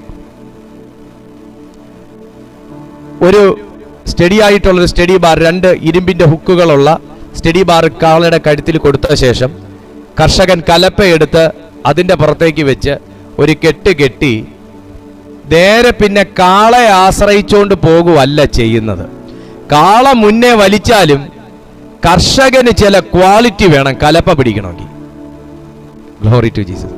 ഫ്രണ്ടിൽ 2 കാളയുണ്ടല്ലോ, 6 കാളയുണ്ടല്ലോ എന്നൊക്കെ പറഞ്ഞാലും കലപ്പ പിടിക്കുന്ന കർഷകന് ചില ക്വാളിറ്റി വേണം. ഒന്ന്, ദൃഢതയുള്ളൊരു മനസ്സ് ഒരു കർഷകന് വേണം, കലപ്പ പിടിക്കാൻ വിളിക്കപ്പെട്ടിട്ടുണ്ടെങ്കിൽ വേണം. 2, കലപ്പയുടെ ഉപയോഗം അറിയണം. കലപ്പ മുതുചൊറിയാനുള്ള സാധനമല്ല, നിലം ഉഴാനുള്ള സാധനമാണെന്ന് അറിഞ്ഞിരിക്കണം. അല്ലെങ്കിൽ പുള്ളി ഈ തോളിൽ ഇങ്ങനെ ഇട്ടുകൊണ്ട് പോകുമ്പം അത് തന്നെ എന്ന് പറഞ്ഞിരിക്കും, നിലത്തിറക്കണ്ടല്ലോ. മൂന്നാമത്തെ കാര്യം എന്നാന്ന് ചോദിച്ചാൽ, കാളയുടെ വേഗതയ്ക്കൊത്ത് ചിലപ്പോൾ ഓടേണ്ടി വരും, ചിലപ്പം നടക്കേണ്ടി വരും. Glory to Jesus. എല്ലാ കാളകളും നടക്കുന്ന കാളകളല്ല, എല്ലാ കാളകളും നെല്ല് കാള എവിടെയെന്ന് പറഞ്ഞാൽ നിൽക്കുന്ന കാളകളല്ല, എല്ലാ കാളകളും ഓടുന്ന കാളകളും അല്ല. അപ്പൊ ചിലപ്പോ ഇതിനെയൊക്കെ തെളിക്കേണ്ടി വരും, ചിലപ്പോ ഇതിന്റെയൊക്കെ രീതി അനുസരിച്ച് നിൽക്കേണ്ടതായിട്ട് വരും. അപ്പൊ കലപ്പ പിടിക്കുമ്പോ മടുത്തു പോകരുത്. യേശുവിന്റെ നാമത്തിൽ തിരിഞ്ഞു നോക്കല്ല. ഇന്ന് ക്രിസ്തീയ ജീവിതത്തിൽ ഞാൻ അതിന് ഉഴുന്നില്ലല്ലോ പാസ്റ്ററെ, ഞാനൊരു കർഷകനല്ലല്ലോ നിങ്ങൾ പറയുമ്പോൾ, സുഹൃത്തെ, നിങ്ങളെ കർത്താവ് പ്രാർത്ഥന തന്ന്, അഭിഷേകം തന്ന്, ദർശനം തന്ന് നിർത്തിയിരിക്കുമ്പോൾ എല്ലാവരും നിങ്ങളുടെ ഇഷ്ടത്തിനൊത്ത് മൂവ് ചെയ്തെങ്കിൽ ഞാൻ വല്ലാതെ പ്രയോജനപ്പെട്ടേനെ എന്ന് നിങ്ങൾ പറയുകയാണെങ്കിൽ വലിയൊരു തെറ്റ് അതിൻ്റെ നടുവിൽ പറ്റുന്നുണ്ട്. അടുത്തൊരു കാര്യം, കലപ്പമേൽ കൈവയ്ക്കുമ്പോൾ കാള കലപ്പയും വലിച്ചുകൊണ്ട് ഓടും. പക്ഷെ നിലം ഉഴുതു മറിയണമെങ്കിൽ കലപ്പ പിടിക്കുന്നവന്റെ കയ്യിലാണ് ഇരിക്കുന്നത്. ഒരു ആമേൻ പറയാൻ പറ്റുമോ? നിലം ഉഴുതു മറിയണമെന്നുണ്ടെങ്കിൽ, നിലം ശരിക്കൊന്ന് ഉഴുതു മറിയണമെന്നുണ്ടെങ്കിൽ കലപ്പ പിടിക്കുന്ന കർഷകന്റെ കയ്യിലാണ് കാര്യമിരിക്കുന്നത്. നിലം ഉഴുന്ന കാളയെ പൂട്ടിയവന്റെ കയ്യിലാണ് കാര്യമിരിക്കുന്നത്. തിരിഞ്ഞു നോക്കരുത്. അതായത് അഭിഷേകം ഏൽപ്പിച്ചിരിക്കുന്ന നിങ്ങളിലാണ് കാര്യമിരിക്കുന്നത്. കലപ്പ ശരിയല്ല, കലപ്പ ആഴത്തി ഇറങ്ങണമൊന്നുമില്ല, കലപ്പയുടെ മുനമ്പ് ശരിയല്ല, ആകെ പ്രശ്നമാണ്. ഇമ്പോർട്ട് ചെയ്താലേ കാര്യം നടക്കുള്ളൂ. മുട്ടാപ്പോക്ക് ന്യായം പറയരുത്. ശുശ്രൂഷയ്ക്ക് ഇറങ്ങിക്കഴിഞ്ഞാൽ, മിനിസ്ട്രിക്ക് ഇറങ്ങിക്കഴിഞ്ഞാൽ, ക്രിസ്തീയ ജീവിതത്തിൽ ഇറങ്ങിക്കഴിഞ്ഞാൽ മൂർച്ച വേണ്ടത് കലപ്പയ്ക്കല്ല, മൂർച്ച വേണ്ടത് നിനക്കാണ്. ഹല്ലേലൂയ. നമ്മൾ ചരിത്രം പഠിക്കുമ്പോൾ അറിയാം, പണ്ടുള്ള കലപ്പ മണ്ണിൽ ആഴത്തിൽ ഇറങ്ങുന്ന കലപ്പയല്ല, മണ്ണ് വെട്ടിമുറിച്ച് ആഴത്തിൽ ഇറങ്ങിപ്പോകുന്ന കലപ്പയല്ല, ഉറച്ച മണ്ണുകളാ ഇറങ്ങിപ്പോകുന്ന ഇതല്ല. കാളയ്ക്കൊത്ത് അത് കൺട്രോൾ ചെയ്യുന്ന ഏലീശായുടെ കയ്യിലാണ് കാര്യങ്ങൾ ഇരിക്കുന്നത്. കാള 6 ഏർക്കാളകളെ പൂട്ടി പുള്ളി വലിയ ഫ്രീക്കൻ പയ്യന്മാര് ബൈക്കിൽ പോകുന്ന പോലെ പോയി എന്നൊക്കെ നമുക്ക് വായിക്കാൻ നല്ല സുഖ. പക്ഷെ ഏലീശയോട് ചോദിക്കണം. വെറുതെ ഒന്നുമല്ല ഏലിയാവ് പോയി പുതപ്പ് പതപ്പിച്ചത്. പഠിക്കുമ്പോൾ കാര്യമായിട്ട് മനസ്സിലാവും. വെറുതെ ഒന്നുമല്ല സഹോദര, വെറുതെ ക്രിസ്തീയ ജീവിതത്തിൽ നിന്ന് നമുക്കൊന്നും പ്രാപിക്കാൻ പറ്റത്തില്ല. ക്രിസ്തീയ ജീവിതത്തിൽ നമുക്ക് വെറുതെ ഒന്നും പ്രാപിക്കാൻ പറ്റത്തില്ല. ഞാൻ ശിഷ്യത്വത്തിന്റെ പരീക്ഷണങ്ങളെ കുറിച്ചാണ് സംസാരിച്ചുകൊണ്ടിരിക്കുന്നത്. ശിഷ്യനാകണമെങ്കിൽ ചില കാര്യങ്ങൾ നമ്മൾ അറിഞ്ഞിരിക്കണം. നിലം അറിയണം. അതാ വാക്ക്, നിലം അറിയണം. നമ്മളെ ആരെയും കർത്താവ് സുഖലോലുപതയ്ക്കായിട്ട് വിളിച്ചിട്ടില്ല, സുഖലോലുപത തരത്തില്ല എന്ന് പറഞ്ഞിട്ടുമില്ല. ക്രിസ്തീയ ജീവിതത്തിൽ ചില സഹനങ്ങൾ വരും. My dear and brother and sister, ചില സഹനങ്ങൾ വരും. അതിനെ ഉഴുതു മറിച്ച് മുൻപോട്ട് പോകുമെന്ന തീരുമാനം, ആദ്യ സ്നേഹം, ആദ്യ ചിന്തകൾ, ആദ്യ ഉറപ്പ്, നീ കലപ്പമേൽ കൈ വെച്ചപ്പോഴുള്ള ആ മനോഭാവം, ഞാൻ നിന്നെ അനുഗമിക്കാം. യേശുവിനോട് ഈ മനുഷ്യൻ പറഞ്ഞില്ലേ, ഞാൻ നിന്നെ അനുഗമിക്കാം. വെച്ചിട്ട് പെട്ടെന്നൊരു ചിന്ത, അയ്യോ വീട്ടിൽ പറഞ്ഞില്ല, വീട്ടുകാരനുകൂലമാകുമോ, ബന്ധുക്കൾ അനുകൂലമാകുമോ, ഞാൻ വർക്ക് ചെയ്യുന്ന സ്ഥാപനത്തിലെ കോവർക്കേഴ്സ് അനുകൂലമാകുമോ, ഞാൻ ഇതിലാന്ന് പറഞ്ഞാൽ പ്രശ്നമാകുമോ, അപ്പൊ ഞാൻ അവർക്കൊത്ത് വസ്ത്രം ധരിക്കണ്ടേ, അവർക്കൊത്ത് ഞാൻ ആകണ്ടേ, അവരുടെ ചിന്തകൾക്കൊത്താകണ്ടേ, അവരുടെ പൊട്ടച്ചൊല്ലുകൾക്കൊത്താകണ്ടേ. ഈ ചിന്ത നീ ദൈവരാജ്യത്തിന് യോഗ്യമല്ലെന്നാണ് ബൈബിൾ പറയുന്നത്. അതാണ് യേശു മുകളിലത്തെ ശിഷ്യനോട് പറഞ്ഞത്, മുകളിൽ പറഞ്ഞ ആളോട് പറഞ്ഞത്, അപ്പനെ കുഴിച്ചിടണമെന്ന് പറഞ്ഞപ്പെടാ, മരിച്ചവരെ കുഴിച്ചിടട്ടെ, നീ പോയി ദൈവരാജ്യം പ്രസംഗിക്കും, നീ പോയി ദൈവരാജ്യം പ്രസംഗിക്കും. 2 കാള അല്ല 12 ഏർക്കാളകളെ പൂട്ടി ഏലീശ ഉഴുതോണ്ടിരുന്നു എന്ന് പറയുമ്പോ കാളയുടെ കയ്യിലല്ല ഉഴുതിരിക്കുന്നത്. കാള കലപ്പയും വലിച്ചോണ്ട് ഓടുമ്പോ കലപ്പ നിയന്ത്രിക്കുന്ന കർഷകന്റെ കയ്യിലാണ് കാര്യം ഇരിക്കുന്നത്. ഉഴണമെങ്കിൽ ഒന്ന് കലപ്പ പിടിക്കാൻ അറിയണം. നമ്മൾ കാർ ഓടിക്കുമ്പോ ഗിയറിന്റെ ഷാഫ്റ്റിന്റെ മേൽ കൈവയ്ക്കുന്ന പോലല്ല, ഗിയർ ലിവറിന്റെ മേൽ കൈവയ്ക്കുന്ന പോലല്ല കലപ്പ പിടിക്കുന്നത്. കാളയുടെ ഓട്ടത്തിനൊത്ത് അവന്റെ ശരീരം വളയണം. 2 ശ്രദ്ധയോടെ ചെയ്യേണ്ട ജോലിയാണ് കലപ്പ പിടി. കലപ്പ ഒരു കയ്യിൽ കലപ്പയും ഒരു കയ്യിൽ വാട്സാപ്പും ഇരുന്ന കാള എടുത്ത് അടിക്കുവനെ, ഒന്നുമില്ല ഈ നിലമെങ്കിലും എടുത്ത് അടിക്കും. സ്തോത്രം. ക്രിസ്തീയ ജീവിതത്തിൽ ദൈവം വിളിച്ചിരിക്കുമ്പോൾ ദർശനം തെറ്റരുത്. ഒരു കയ്യിൽ കലപ്പയും ഒരു കയ്യില് വാട്സാപ്പും ആകരുത്. എന്താണെങ്കിലും ദർശനം തെറ്റരുത്.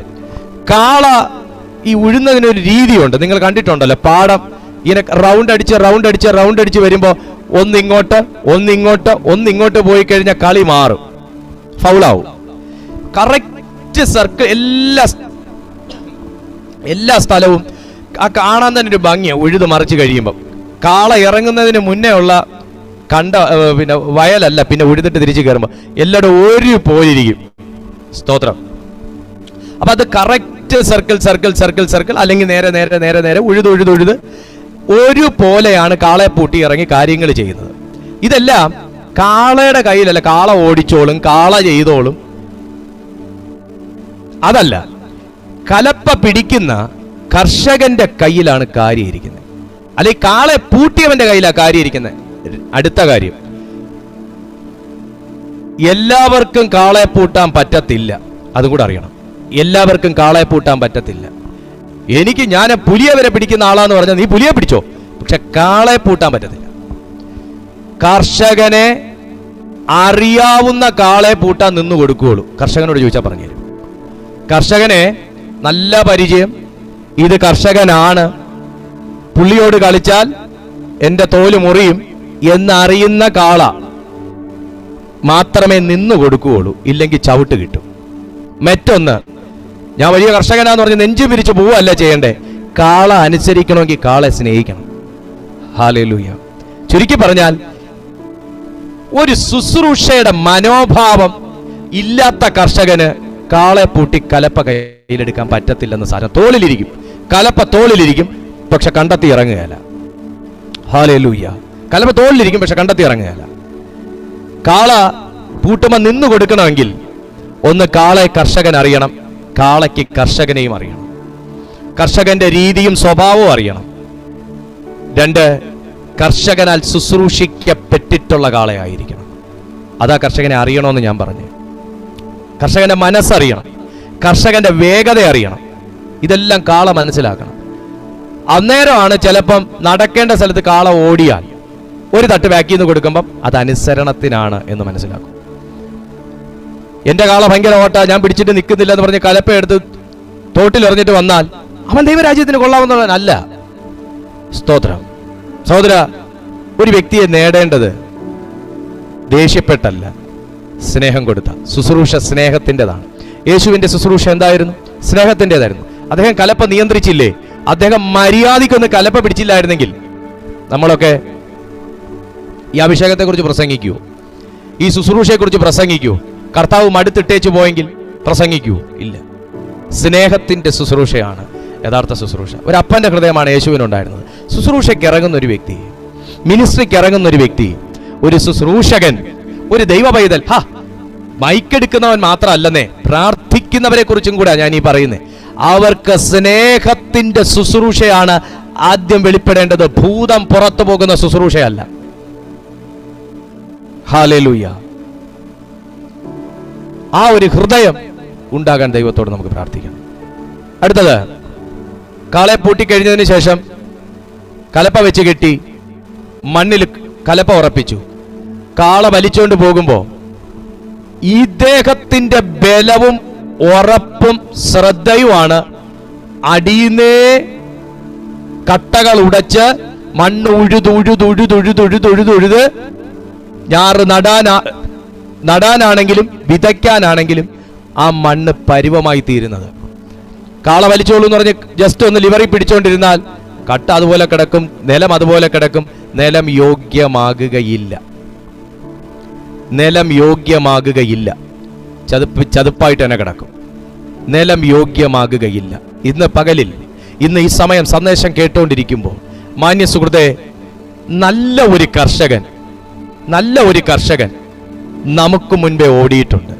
കലപ്പമേൽ കൈവച്ചിട്ട് അയ്യോ ഈ യാതന എനിക്ക് പറ്റത്തില്ലെന്ന് പറഞ്ഞില്ല, ഈ പട്ടിണി എനിക്ക് പറ്റത്തില്ലെന്ന് പറഞ്ഞില്ല, ഈ അടി എനിക്ക് പറ്റത്തില്ലെന്ന് പറഞ്ഞില്ല, ഈ പരിഹാസം എനിക്ക് പറ്റത്തില്ലെന്ന് പറഞ്ഞില്ല, ഈ ശുശ്രൂഷ, ഈ രീതിയിലുള്ള ശുശ്രൂഷ എനിക്ക് പറ്റത്തില്ലെന്ന് പറഞ്ഞില്ല, ഈ ഭക്ഷണം എനിക്ക് പറ്റത്തില്ലെന്ന് പറഞ്ഞില്ല, ഈ വ്യക്തികൾ എനിക്ക് പറ്റത്തില്ലെന്ന് പറഞ്ഞില്ല, ഇങ്ങനെയുള്ള സ്വഭാവക്കാരുമായിട്ട് എനിക്ക് പറ്റത്തില്ല മിനിസ്റ്റർ ചെയ്യാനെന്ന് പറഞ്ഞില്ല. എല്ലായിടവും ഒരേ ഭാവം തന്നെ സ്വീകരിച്ച നമ്മുടെ കർത്താവിന്റെ മുഖത്ത് നോക്കി വേണം മിനിസ്ട്രിക്ക് ഇറങ്ങാൻ. ദൈവാത്മാവ് പറയുന്നു, തിരിഞ്ഞു നോക്കല്ല.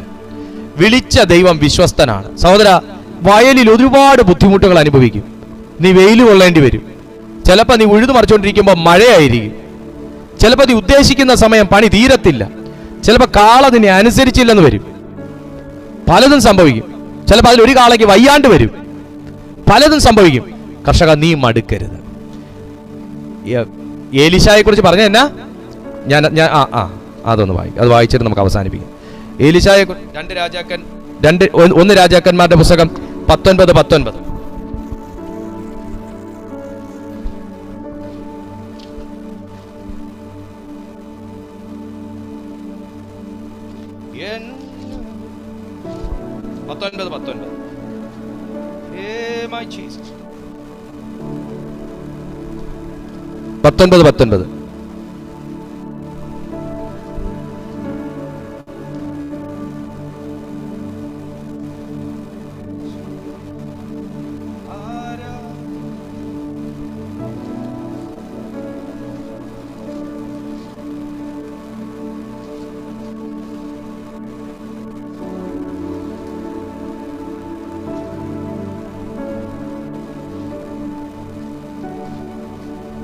ഒന്ന് നോക്കിയേ, 1 രാജാക്കന്മാർ 19:19. അങ്ങനെ അവൻ അവിടെ നിന്ന് പുറപ്പെട്ട് സാഫാത്തിന്റെ മകനായ ഏലീശയെ കണ്ടെത്തി. അവൻ 12 ഏർക്കാള പൂട്ടി. 12 ഏർക്കാളയൊക്കെ പൂട്ടണമെന്നുണ്ടെങ്കിൽ ഏലീശ ചില്ലറക്കാരനുമല്ല. ഏലീശ അത്ര തഴക്കം വന്നൊരു വ്യക്തിയാണ്. 12 ഏർക്കാള കാള പൂട്ടുക എന്ന് പറയുന്നത് അത്ര ഈസി അല്ല. അതറിയാവുന്നവർക്കറിയാം. കാള പൂട്ടുക എന്ന് പറയുന്നത് അത്ര ഈസി കാര്യമല്ല. നമ്മളൊരു പട്ടിയെ തൊടലിന് പിടിച്ച് നിയന്ത്രിക്കുന്ന പോലെ അല്ല ഒരു കാളയെ നിയന്ത്രിക്കുന്നത്, പ്രത്യേകിച്ച് ഉഴാൻ വേണ്ടി പൂട്ടുന്നത്. അതൊരു പ്രത്യേക വശമാണ്, ഒരു രീതിയാണ്. തഴക്കം വേണം, അഭ്യാസം വേണം. വായിക്കുമ്പോൾ ഏർക്കാള പൂട്ടി ഉഴുവിച്ചു കൊണ്ടിരുന്നു. 12ാമത്തേതിനോടുകൂടെ താൻ തന്നെയായിരുന്നു. 12ാമത്തേതിനോടുകൂടെ താൻ തന്നെയായിരുന്നു. അതിനെ മനസ്സിലായോ? അപ്പൊ കാള അങ്ങനെയാ, കാള ഇങ്ങനെയാന്നൊന്നും പറഞ്ഞല്ല. 12ാമത്തേതിനോട് കൂടെ താൻ തന്നെ പൂട്ടി ഉഴുവിച്ചു കൊണ്ടിരുന്നു എന്നാണ് വചനം പറയുന്നത്. 2 കാളയെ പൂട്ടി ഉഴുന്ന പാട് കർഷകരോട് ചോദിച്ചാൽ പറയും. 12 ഏർക്കാളയെ പൂട്ടി ഉഴുന്ന കാര്യം, അതിന്റെ വേഗത, അതിൻ്റെ രീതി നിങ്ങളൊന്ന് ഇമാജിൻ ചെയ്താൽ മാത്രം മതി. 2 കാള പൂട്ടിയാണ് കർഷകൻ ഉഴുന്നെങ്കിൽ അതിൻ്റെ അവസ്ഥ കർഷകൻ അറിയാം. 12 ഏർക്കാളെ പൂട്ടണമെന്നുണ്ടെങ്കിൽ അപ്പം തന്നെ നിങ്ങൾക്കറിയാം, ഒരു തെരഞ്ഞെടുപ്പുള്ള മനുഷ്യന്റെ ലൈഫിൽ അവൻ ചരട് പിടിക്കേണ്ട കാര്യങ്ങൾ ചെറിയ കാര്യങ്ങളല്ല. എലീശായുടെ മേൽ തെരഞ്ഞെടുപ്പുണ്ടായിരുന്നു. അവൻ ഹാൻഡിൽ ചെയ്യേണ്ടത്, അവൻ നിയന്ത്രിക്കേണ്ടി വരുന്നത്, അവൻ ജീവിതത്തിൽ പഠിക്കുന്ന കാര്യങ്ങൾ ഇതൊന്നും ചെറിയ കാര്യമല്ല. നമ്മളെയൊക്കെ കർത്താവ് ചെറിയ കാര്യത്തിൽ നിന്നാണോ വിളിച്ചത്? അല്ല. ഒരുപാട് സഹനങ്ങൾക്കകത്തു നിന്നും വേദനകൾക്കകത്തു നിന്നും പഠിപ്പിച്ചതിന് ശേഷമാണ് കർത്താവ് എന്നെ നിങ്ങളെയൊക്കെ വിളിച്ചത്. എന്നേക്കാൾ സഹനങ്ങൾ അനുഭവിച്ച വ്യക്തികൾ ഇതിനകത്തുണ്ട്. ചിലപ്പോൾ നിങ്ങളിൽ ഇത്രയും പേര് കാണുമ്പോൾ നിങ്ങളെക്കാൾ പല സഹനങ്ങൾ ഞാൻ കൂടുതൽ അനുഭവിച്ചിട്ടുണ്ടായിരിക്കാം ചില മേഖലകളിൽ. അതൊക്കെ ആയിരുന്നു എന്നെ തെരഞ്ഞെടുക്കാനുണ്ടായ ഛേദോവികാരം. ഹല്ലേലൂയ. 12ാമത്തേതിനോടുകൂടെ താൻ തന്നെയായിരുന്നു. ഇവിടെ യേശു ആ ശിഷ്യനോട് പറയാണ്, എടാ മോനെ, കലപ്പയ്ക്ക് കൈവച്ച ശേഷം തിരിഞ്ഞു നോക്കുന്നവൻ ദൈവരാജ്യത്തിന് കൊള്ളാമെന്നുള്ളവനല്ല. കർഷകന്റെ അടുത്ത ക്വാളിറ്റി ഞാൻ പറയാണ്. കാള ഓടും, അത്രയും ആ ഒരു ചെറിയ ഒരു പിടിത്തമുണ്ട്, ഒരു പിടിയുണ്ട്, കൈപ്പിടി. അതിനെ അത്രയും മണ്ണിലേക്ക് കുത്തി ആഴത്തിന് ഇറക്കി ആ പിടിത്തം വിടാതെ ഇരുന്നാല് കാള നടക്കുകയോ ഓടുകയോ ചെയ്യുമ്പോൾ മണ്ണ് ഇളകേണ്ട പോലെ ഇളകി ഉഴുതു മറിയുള്ളൂ. അതിനകത്ത് വിത്തിട്ടിട്ടേ കാര്യമുള്ളൂ. ഇന്ന് രാത്രിയിൽ ഈ സമയം ഈ സന്ദേശം നിങ്ങൾ കേട്ടുകൊണ്ടിരിക്കുമ്പോൾ മാന്യ സുഹൃത്തെ, കലപ്പയ്ക്ക് കൈവച്ചപ്പോ നീ മണ്ണിലൊന്ന് ആഴ്ത്തി വെച്ചായിരുന്നു. അതുകൊണ്ട് കുറെ ദൂരമൊക്കെ ഈ ഇളകി മറിഞ്ഞ് പൊട്ടി തകർന്നങ്ങ് പോയി. മുൻപോട്ട് പോകുമ്പോ കലപ്പമേൽ വെച്ച കൈ ഒന്ന് ഇളകിയിട്ടുണ്ടോ എന്ന് നോക്കാൻ ദൈവാത്മാവ് പറയുന്നു. മണ്ണിൽ ആഴത്തിൽ ഇരിക്കണം എന്നുള്ള നിന്റെ തീരുമാനത്തിനകത്ത് ഇളക്കം തട്ടിയിട്ടുണ്ടോ എന്ന് നോക്കണം. സ്വാഭാവികമായിട്ട് കൈ ലൂസാവും, കലപ്പ മേലോട്ട് പോകും, കാള മുമ്പോട്ട് പോകും, പക്ഷെ കട്ട ഉടയത്തില്ല, മണ്ണിളകത്തില്ല. ചിലതൊക്കെ ജീവിതത്തിൽ ഇളകി മാറാത്തതിന്റെ കാരണം ഞാൻ പിടിച്ച കലപ്പയ്ക്കുള്ള പ്രശ്നമല്ല, കലപ്പ പിടിച്ച എനിക്കുള്ള കുറവുകളാണെന്ന് തിരിച്ചറിയാൻ ദൈവാത്മാവ് അന്തരാത്മാവിൽ ഒന്ന് ഇടപെടുന്നെങ്കിൽ ഇന്ന് ഈ സമയം താങ്കൾ ഇത് കേട്ടുകൊണ്ടിരിക്കുമ്പോൾ തന്നെ കർത്താവ് പറയുന്നു, ആ വിഷയത്തിൽ നീ ഒന്ന് ഉണരുക. കലപ്പമേൻ കൈവച്ചിട്ട് തിരിഞ്ഞു നോക്കുന്നവൻ കൊള്ളാമെന്നുള്ളവനല്ല. 12 ഏർക്കാളെ പൂട്ടി പണി ചെയ്യുന്നത് അത്ര എളുപ്പപ്പണിയേ അല്ലെന്ന് ഏലിയാവ് അറിഞ്ഞതുകൊണ്ട് 12 ഏർക്കാളെ മേയ്ക്കാനും പോന്ന നീ ഈ ദേശത്തെ പൈശാചിക മണ്ഡലങ്ങളെ മേയ്ക്കാൻ ഏറ്റവും നല്ല യോഗ്യനായെന്ന് തിരിച്ചറിഞ്ഞതുകൊണ്ട് ചോദിക്കാതെ പുതപ്പ് കൊണ്ട് തന്റെ മേൽ പുതച്ചത്. നീ ചോദിച്ചിട്ടല്ല ഈ ശുശ്രൂഷ താങ്കളുടെ മേൽ വെളിപ്പെട്ടതെന്നുണ്ടെങ്കിൽ, താങ്കൾ ചോദിച്ചിട്ടല്ല ഈ കൃപ നിങ്ങളുടെ മേൽ ദൈവം പകർന്നെന്നുണ്ടെങ്കിൽ, താങ്കൾ നനച്ചതുപോലുമല്ല ഇന്ന് ഈ ചെയ്തുകൊണ്ടിരിക്കുന്ന കാര്യമെന്നുണ്ടെങ്കിൽ തിരിച്ചറിയ, നിന്നെ വിളിച്ച ദൈവത്തിന്റെ വിളിയുടെ ശബ്ദം ചെറുതല്ല. സാഹചര്യങ്ങൾ നിങ്ങളോട് പറയും കേറ് വരമ്പത്ത്, വെയിൽ നിങ്ങളോട് പറയും കേറ് വരമ്പത്ത്, വേറെ പണിയില്ലേ. കാള നിങ്ങളോട് പറയും നടക്കൂല. എന്നാ പൂട്ടാനുള്ള കൃപ തന്നേക്കുന്ന നിനക, പൂട്ടിയത് നീയാണെങ്കിൽ നിയന്ത്രിക്കേണ്ടത് നീയാ. കാളെ പൂട്ടാതെ കല്ലപ്പ വെക്കാൻ പറ്റുകയല്ല.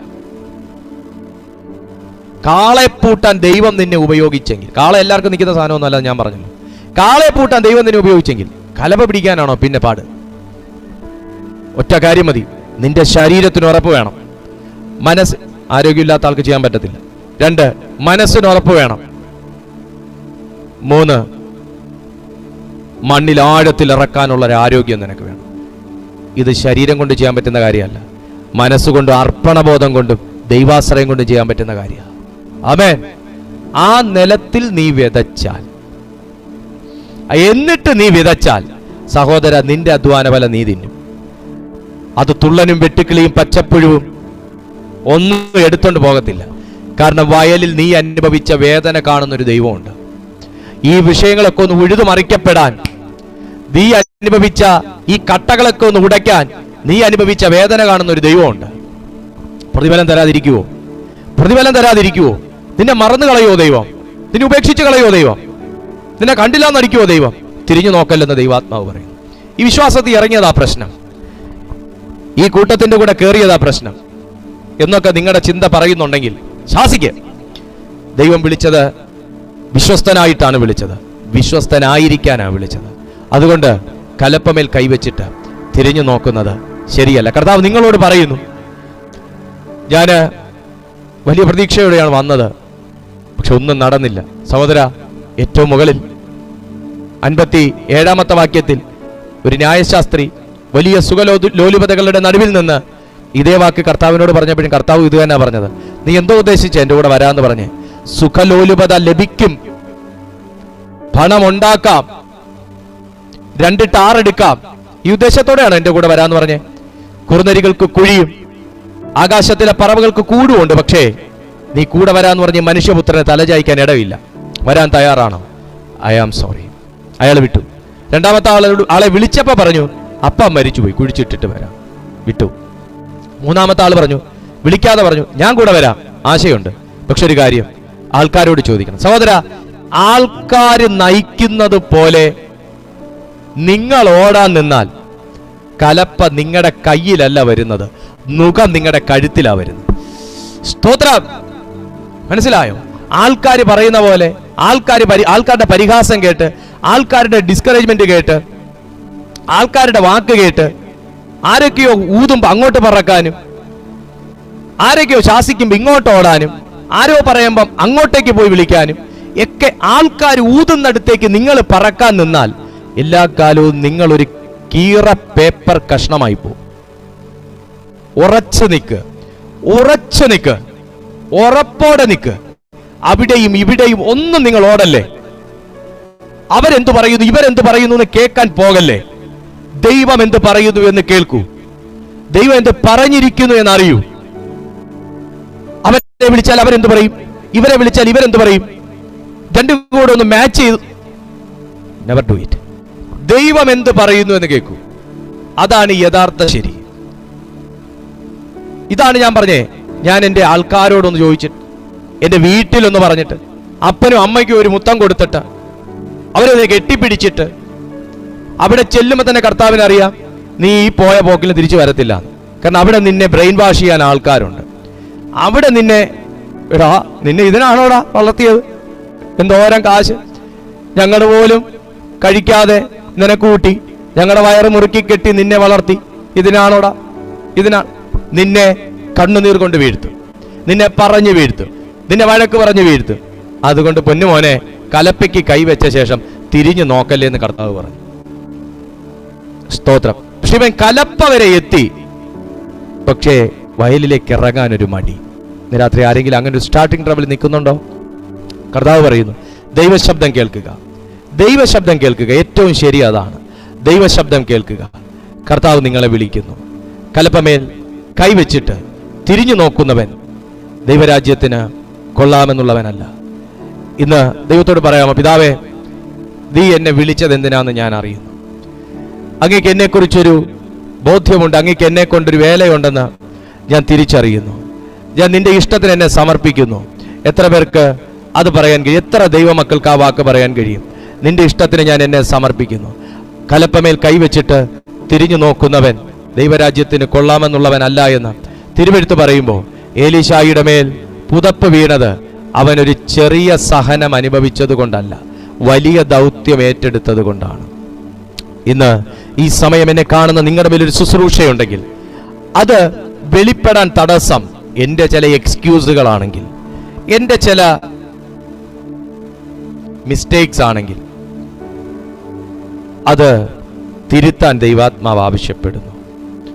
ദൈവത്തോടൊന്ന് പറഞ്ഞ്, കർത്താവേ, ഇന്ന് മുതൽ നിന്റെ ഇഷ്ടം ചെയ്യുവാൻ എന്നെ സമർപ്പിക്കും. നീ യൂട്യൂബിലാണേലും എന്നെ കാണുന്ന ദൈവമക്കൾ എല്ലാവരും ഒന്ന് പറഞ്ഞേ, എല്ലാ ദൈവമക്കളും ഒന്ന് പറഞ്ഞേ, സൂമിൽ എന്നെ കാണുന്ന ദൈവമക്കളൊന്ന് പറഞ്ഞേ.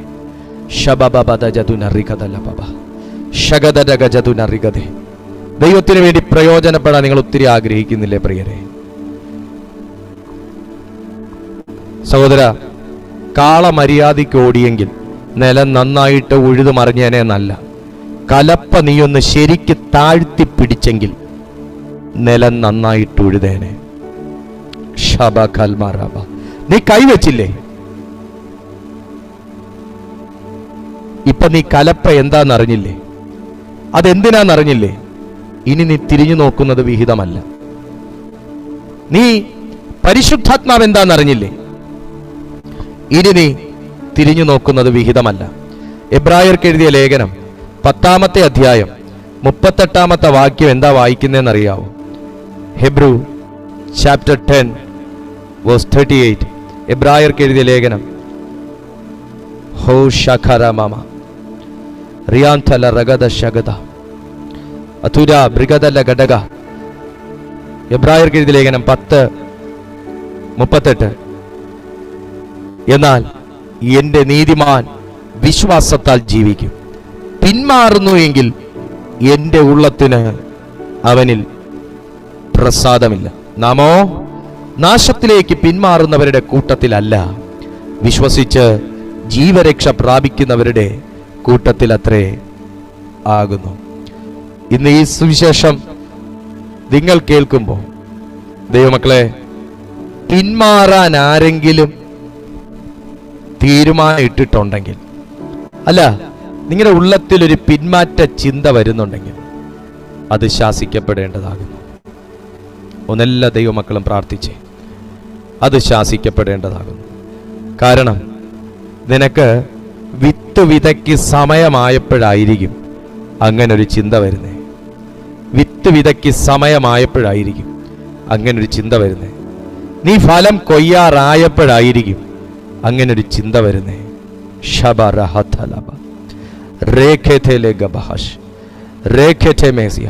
നിന്റെ ലൈഫ് ശരിയായിരിക്കത്തില്ല, ഓഫീസ് ശരിയായിരിക്കത്തില്ല, ബോസ് ശരിയായിരിക്കത്തില്ല, കോവർക്കേഴ്സ് ശരിയായിരിക്കത്തില്ല, സാഹചര്യം ശരിയായിരിക്കത്തില്ല, സിബ്ലിങ്സ് ശരിയായിരിക്കത്തില്ല, ആരും ശരിയായിരിക്കത്തില്ല. പക്ഷേ നിന്നെ വിളിച്ച ദൈവം ശരിയാ. നിങ്ങളെ വിളിച്ച ദൈവം ശരിയാ. വാക്കിന് വ്യത്യാസമില്ല, വാചകങ്ങൾക്ക് വ്യത്യാസമില്ല, വചനത്തിന് വ്യത്യാസമില്ല. അതേ ദൈവമക്കളെ, ആരെയും നോക്കണ്ട, ആരെയും നോക്കണ്ട. നിന്റെ മുമ്പിൽ ഒരു ഓട്ടം വെച്ചിട്ടുണ്ട്, അത് നീ സ്ഥിരതയോടെ ഓടണം. പുറകീന്ന് വിളിച്ചാൽ നീ തിരിഞ്ഞു നോക്കല്ല. ഈ പുറകീന്ന് വിളിക്കുന്നവൻ മടിയനാ. പുറകീന്ന് വിളിക്കുന്നവൻ മടിയനാ. എല്ലാ കാലത്തും അവനൊരു പിന്മാറിയ. സ്തോത്രം. അതുകൊണ്ട് ആരും നിങ്ങളെ എൻകറേജ് ചെയ്യുന്നില്ല, ഡിസ്കറേജ് ആണ് ചെയ്യുന്നതെന്നുണ്ടെങ്കിൽ ഓർത്തോ, അവന്റെ മേലൊരു ദുരാത്മാവുണ്ട്. അതുകൊണ്ട് ദൈവമക്കളെ, വയലാണ്, വയലില വേലയ്ക്ക് വിളിച്ചേക്കുന്നത്. വെയിൽ കൊണ്ടെന്ന് വരും, ഇച്ചിരിയൊക്കെ ഒന്ന് ജീവിതത്തിൽ ഒരു കറുത്തുപോയ അനുഭവങ്ങൾ വന്നെന്ന് വരും. പക്ഷേ നിങ്ങൾ വേദനിക്കല്ല. പാടത്ത് വേല ചെയ്യുന്നവന് വരമ്പത്ത് കൂലിയുണ്ട്. പാടത്ത് വേല ചെയ്യുന്നവന് വരമ്പത്ത് കൂലിയുണ്ട്. സ്തോത്രം. ഇന്ന് പകലിൽ നിങ്ങൾ ഈ സന്ദേശം കേട്ടുകൊണ്ടിരിക്കുമ്പോൾ നിങ്ങൾക്ക് ചില കാളകളെ പൂട്ടാൻ കഴിയുന്നില്ലെങ്കിൽ, നിങ്ങളുടെ കൂടെ ചേർന്ന് നിൽക്കുന്നില്ലെങ്കിൽ, കലപ്പയോട് ബന്ധപ്പെടുന്നില്ലെങ്കിൽ, സ്വർഗം നിന്നെ അഭ്യസിപ്പിക്കും. സ്വർഗം നിന്നെ അഭ്യസിപ്പിക്കും.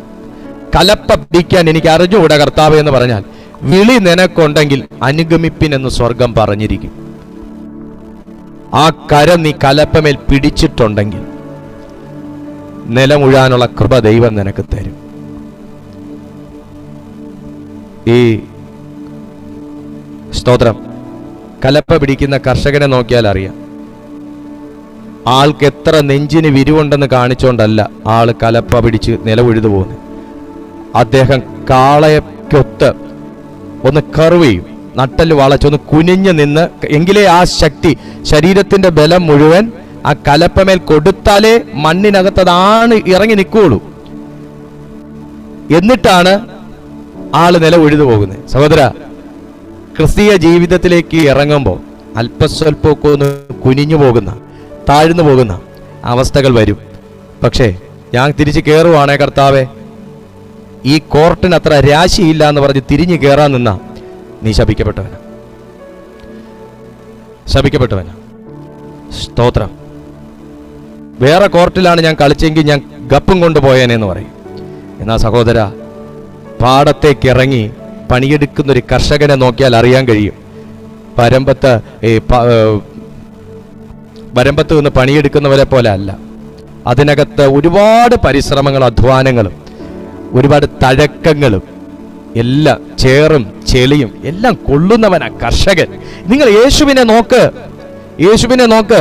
ജാഗ്വർ കാറിൽ വന്നിറങ്ങി, അവിടുന്ന് പിന്നെ നേരെ കയറി, അവിടുന്ന് പിന്നെ AC ഹാളിലേക്ക് കയറി. അതാണോ? അല്ല. എന്തോരം ലോകത്തിന്റെ ചേറും ചെളിയും, എന്തോരം അപമാനങ്ങളും നിന്ദകളും,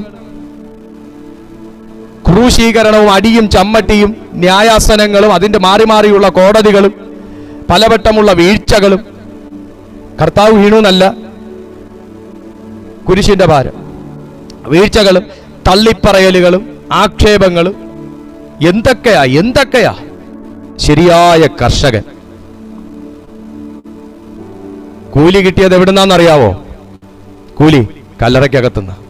സഹോദര, ഈ കർത്താവിന്റെ മാർഗത്തിൽ ഇറങ്ങിയാലേ ഏറ്റവും വലിയ കൂലി കിട്ടുന്ന സ്ഥലം അതാ. അതിന് മുന്നേ കൂലി കിട്ടത്തില്ലെന്നല്ല, നിങ്ങളുടെ പ്രാർത്ഥനകൾക്ക് മറുപടി കിട്ടി, എല്ലാം കിട്ടി. ഏറ്റവും നല്ലൊരു കൂലി എന്ന് പറയുന്നത് പ്രതിഫലം. അതാ കൂലി എന്ന് പറയുന്നത് അത്ര ശരിയായ ഒരു സുഖമുള്ള വാക്കല്ല. ഞാൻ ഈ ഒരു ഒരു പഴമൊഴി വെച്ച് പറഞ്ഞേ ഉള്ളൂ. പാടത്ത് വേല, വരമ്പത്ത് കൂലി എന്നുള്ള രീതി പറഞ്ഞേ ഉള്ളൂ. പ്രതിഫലം എന്ന് പറയുന്നത് കർത്താവിന്റെ രണ്ടാം വരവിങ്കല. ഇതുപോലെ തന്നെ ക്രിസ്തുവിൽ മരിച്ച നാമോ മുൻപേ ഉയർത്തെഴുന്നേൽക്കും അവന്റെ വരവിങ്കൽ. അതാ പ്രതിഫലം എന്ന് പറയുന്നത്. പിന്മാറിപ്പോകാത്ത ഏതൊരു ദൈവവൈതലിന്റെയും പ്രതീക്ഷ അതാ. കർത്താവിന്റെ വരവിങ്കൽ ഞാൻ എടുക്കപ്പെടും. തിരിഞ്ഞു പോകരുത് കേട്ടോ. കർത്താവിന്റെ വരവിങ്കൽ ഞാൻ എടുക്കപ്പെടും. അതൊരു ഏറ്റവും വലിയ ഒരു റെമ്യൂണറേഷനാണ്. അതൊരു പ്രോമിസാണ്. അതൊരു സത്യമാണ്. ഇന്ന് ഈ സന്ദേശം നിങ്ങൾ കേൾക്കുമ്പോൾ തിരിച്ചറിയണം. തിരിഞ്ഞു നോക്കരുത് എന്ന് കർത്താവ് ചിലരോട് പറയുകയാണ്. ആ ശുശ്രൂഷയ്ക്കാണ് കർത്താവ് എന്നെയും നിങ്ങളെയും വിളിച്ചേക്കുന്നത്. നമ്മളെ ഉഴുതുമറിക്കാൻ കർത്താവ് വിളിച്ചേക്കുന്നത് മൊസൈക്കും ഗ്രാനൈറ്റും ടൈലും ഒന്നിട്ട സ്ഥലമല്ല, ചേറുള്ള സ്ഥലമാണ്. അവിടെ ചില വിത്തുകൾ വിതച്ചാൽ മുളച്ചു വന്നിരിക്കണം. അതാ കാര്യം. എന്ന് വെച്ചാൽ അനുകൂലമല്ലാത്ത നിലത്തെ അനുകൂലമാക്കി മാറ്റാനുള്ള ബലവും അഭിഷേകവും സ്ട്രെങ്ത്തുമാണ് സ്വർഗം എൻ്റെ മേൽ ഇൻസേർട്ട് ചെയ്തിരിക്കുന്നത്, ഇമ്പാർട്ട് ചെയ്തിരിക്കുന്നത്. നീ കലപ്പെ പിടിച്ചാൽ അത് മണ്ണിനകത്ത് ആഴ്ന്നിറങ്ങിയിരിക്കും. ഒരാമേൻ പറയുക. നീ ചിലത് ഇളകി മറിയണമെന്ന് തീരുമാനിച്ചാൽ അത് ഇളകി മറിഞ്ഞിരിക്കും. ചിലത് നിനക്ക് അനുകൂലമായി വരണമെന്ന് വിചാരിച്ചാൽ അത് വന്നിരിക്കും. അതൊരാമേൻ പറയാൻ പറ്റുമെങ്കിൽ മാത്രം പറഞ്ഞാൽ ദൂത് സ്വീകരിക്കുക. ഞാൻ ഇന്ന് മുതൽ ചിലത് ചെയ്താൽ സംഭവിച്ചിരിക്കും, ഇന്ന് മുതൽ ചിലത് കൽപ്പിച്ചാൽ സംഭവിച്ചിരിക്കും. ആ നിലയ്ക്കുള്ളൊരു അഭിഷേകമാണ് എൻ്റെ മേലിട്ടേക്കുന്നത്. സ്തോത്രം, ഹല്ലേലൂയ. ഞാൻ നിങ്ങൾക്കായി പ്രാർത്ഥിക്കാൻ പോകും. ദൈവം അത് നിങ്ങളെ കൊണ്ട് ചെയ്യിക്കും. ആരെങ്കിലും ജീവിതത്തിൽ ശുശ്രൂഷയിൽ മടുപ്പ് വന്നിട്ടുണ്ടെങ്കിൽ തിരിച്ചറിയുക, പിന്മാറിപ്പോകരുത്. കർത്താവ് നിങ്ങളെ സ്നേഹിക്കുന്നു. സ്വർഗീയ നല്ല പിതാവ്, ഈ ജനത്തിനായി ഞാൻ പ്രാർത്ഥിക്കുന്നു. ദൈവത്തിൻ്റെ വലിയ കൃപ ഇതോരോ ജനത്തിൻ്റെയും മേൽ പകർന്നാട്ട്. ഇവരെ പിന്മാറ്റിക്കളയുന്ന സകല തിന്മകളുടെ വ്യാപാരങ്ങൾ ഇന്ന് യേശുവിൻ്റെ നാമത്തിൽ തകർന്നു മാറട്ടെ. ജീവിതത്തിലെ പല അവസ്ഥകൾ, ജീവിതത്തിലെ പല ആശങ്കകൾ, അസ്വസ്ഥതകൾ ഇവരെ അലട്ടുമ്പോൾ ഇന്ന് പകലപ്പ കലപ്പമേൽ വെച്ച കരം ശേഷം ഇവർ തിരിഞ്ഞു നോക്കാൻ അനുവദിക്കല്ലേ. ഇവരെ ബലപ്പെടുത്തിക്കൊള്ളണമേ, ഇവരെ ശക്തീകരിക്കണമേ, ഇവരെ ആശീർവദിക്കണമേ, ഇവരെ നേർനിലത്തിൽ നടത്തണമേ. ഇന്ന് രോഗികളായ ആരെങ്കിലും ഞങ്ങളെ കാണുന്നുണ്ടെങ്കിൽ കർത്താവായ യേശുവേ, അവരെ ഇപ്പോൾ അവിടുന്ന് സൗഖ്യമാക്കണമേ എന്ന് ഞാൻ പ്രാർത്ഥിക്കുന്നു. ദൈവത്തിൻ്റെ അത്ഭുതകരമായ കൃപ, അത്ഭുതകരമായ സാന്നിധ്യം കൊണ്ട് ഈ ജനത്തെ മൂടിക്കൊള്ളണമേ. അവിടുത്തെ മഹത്വത്തിൻ്റെ കരം ഈ ജനത്തെ സ്പർശിക്കണമേ. മനസ്സിന് ഭാരവും അസ്വസ്ഥതകളും ആകുലതകളുമായിരിക്കുന്ന ജനം ഇപ്പോൾ തന്നെ യേശുവിൻ്റെ നാമത്തിൽ ആശ്വാസം പ്രാപിക്കട്ടെ. നന്മ കൊണ്ട് നിറച്ചാട്ടപ്പ യേശുവിൻ നാമത്തിൽ തന്നെ. ആമേൻ.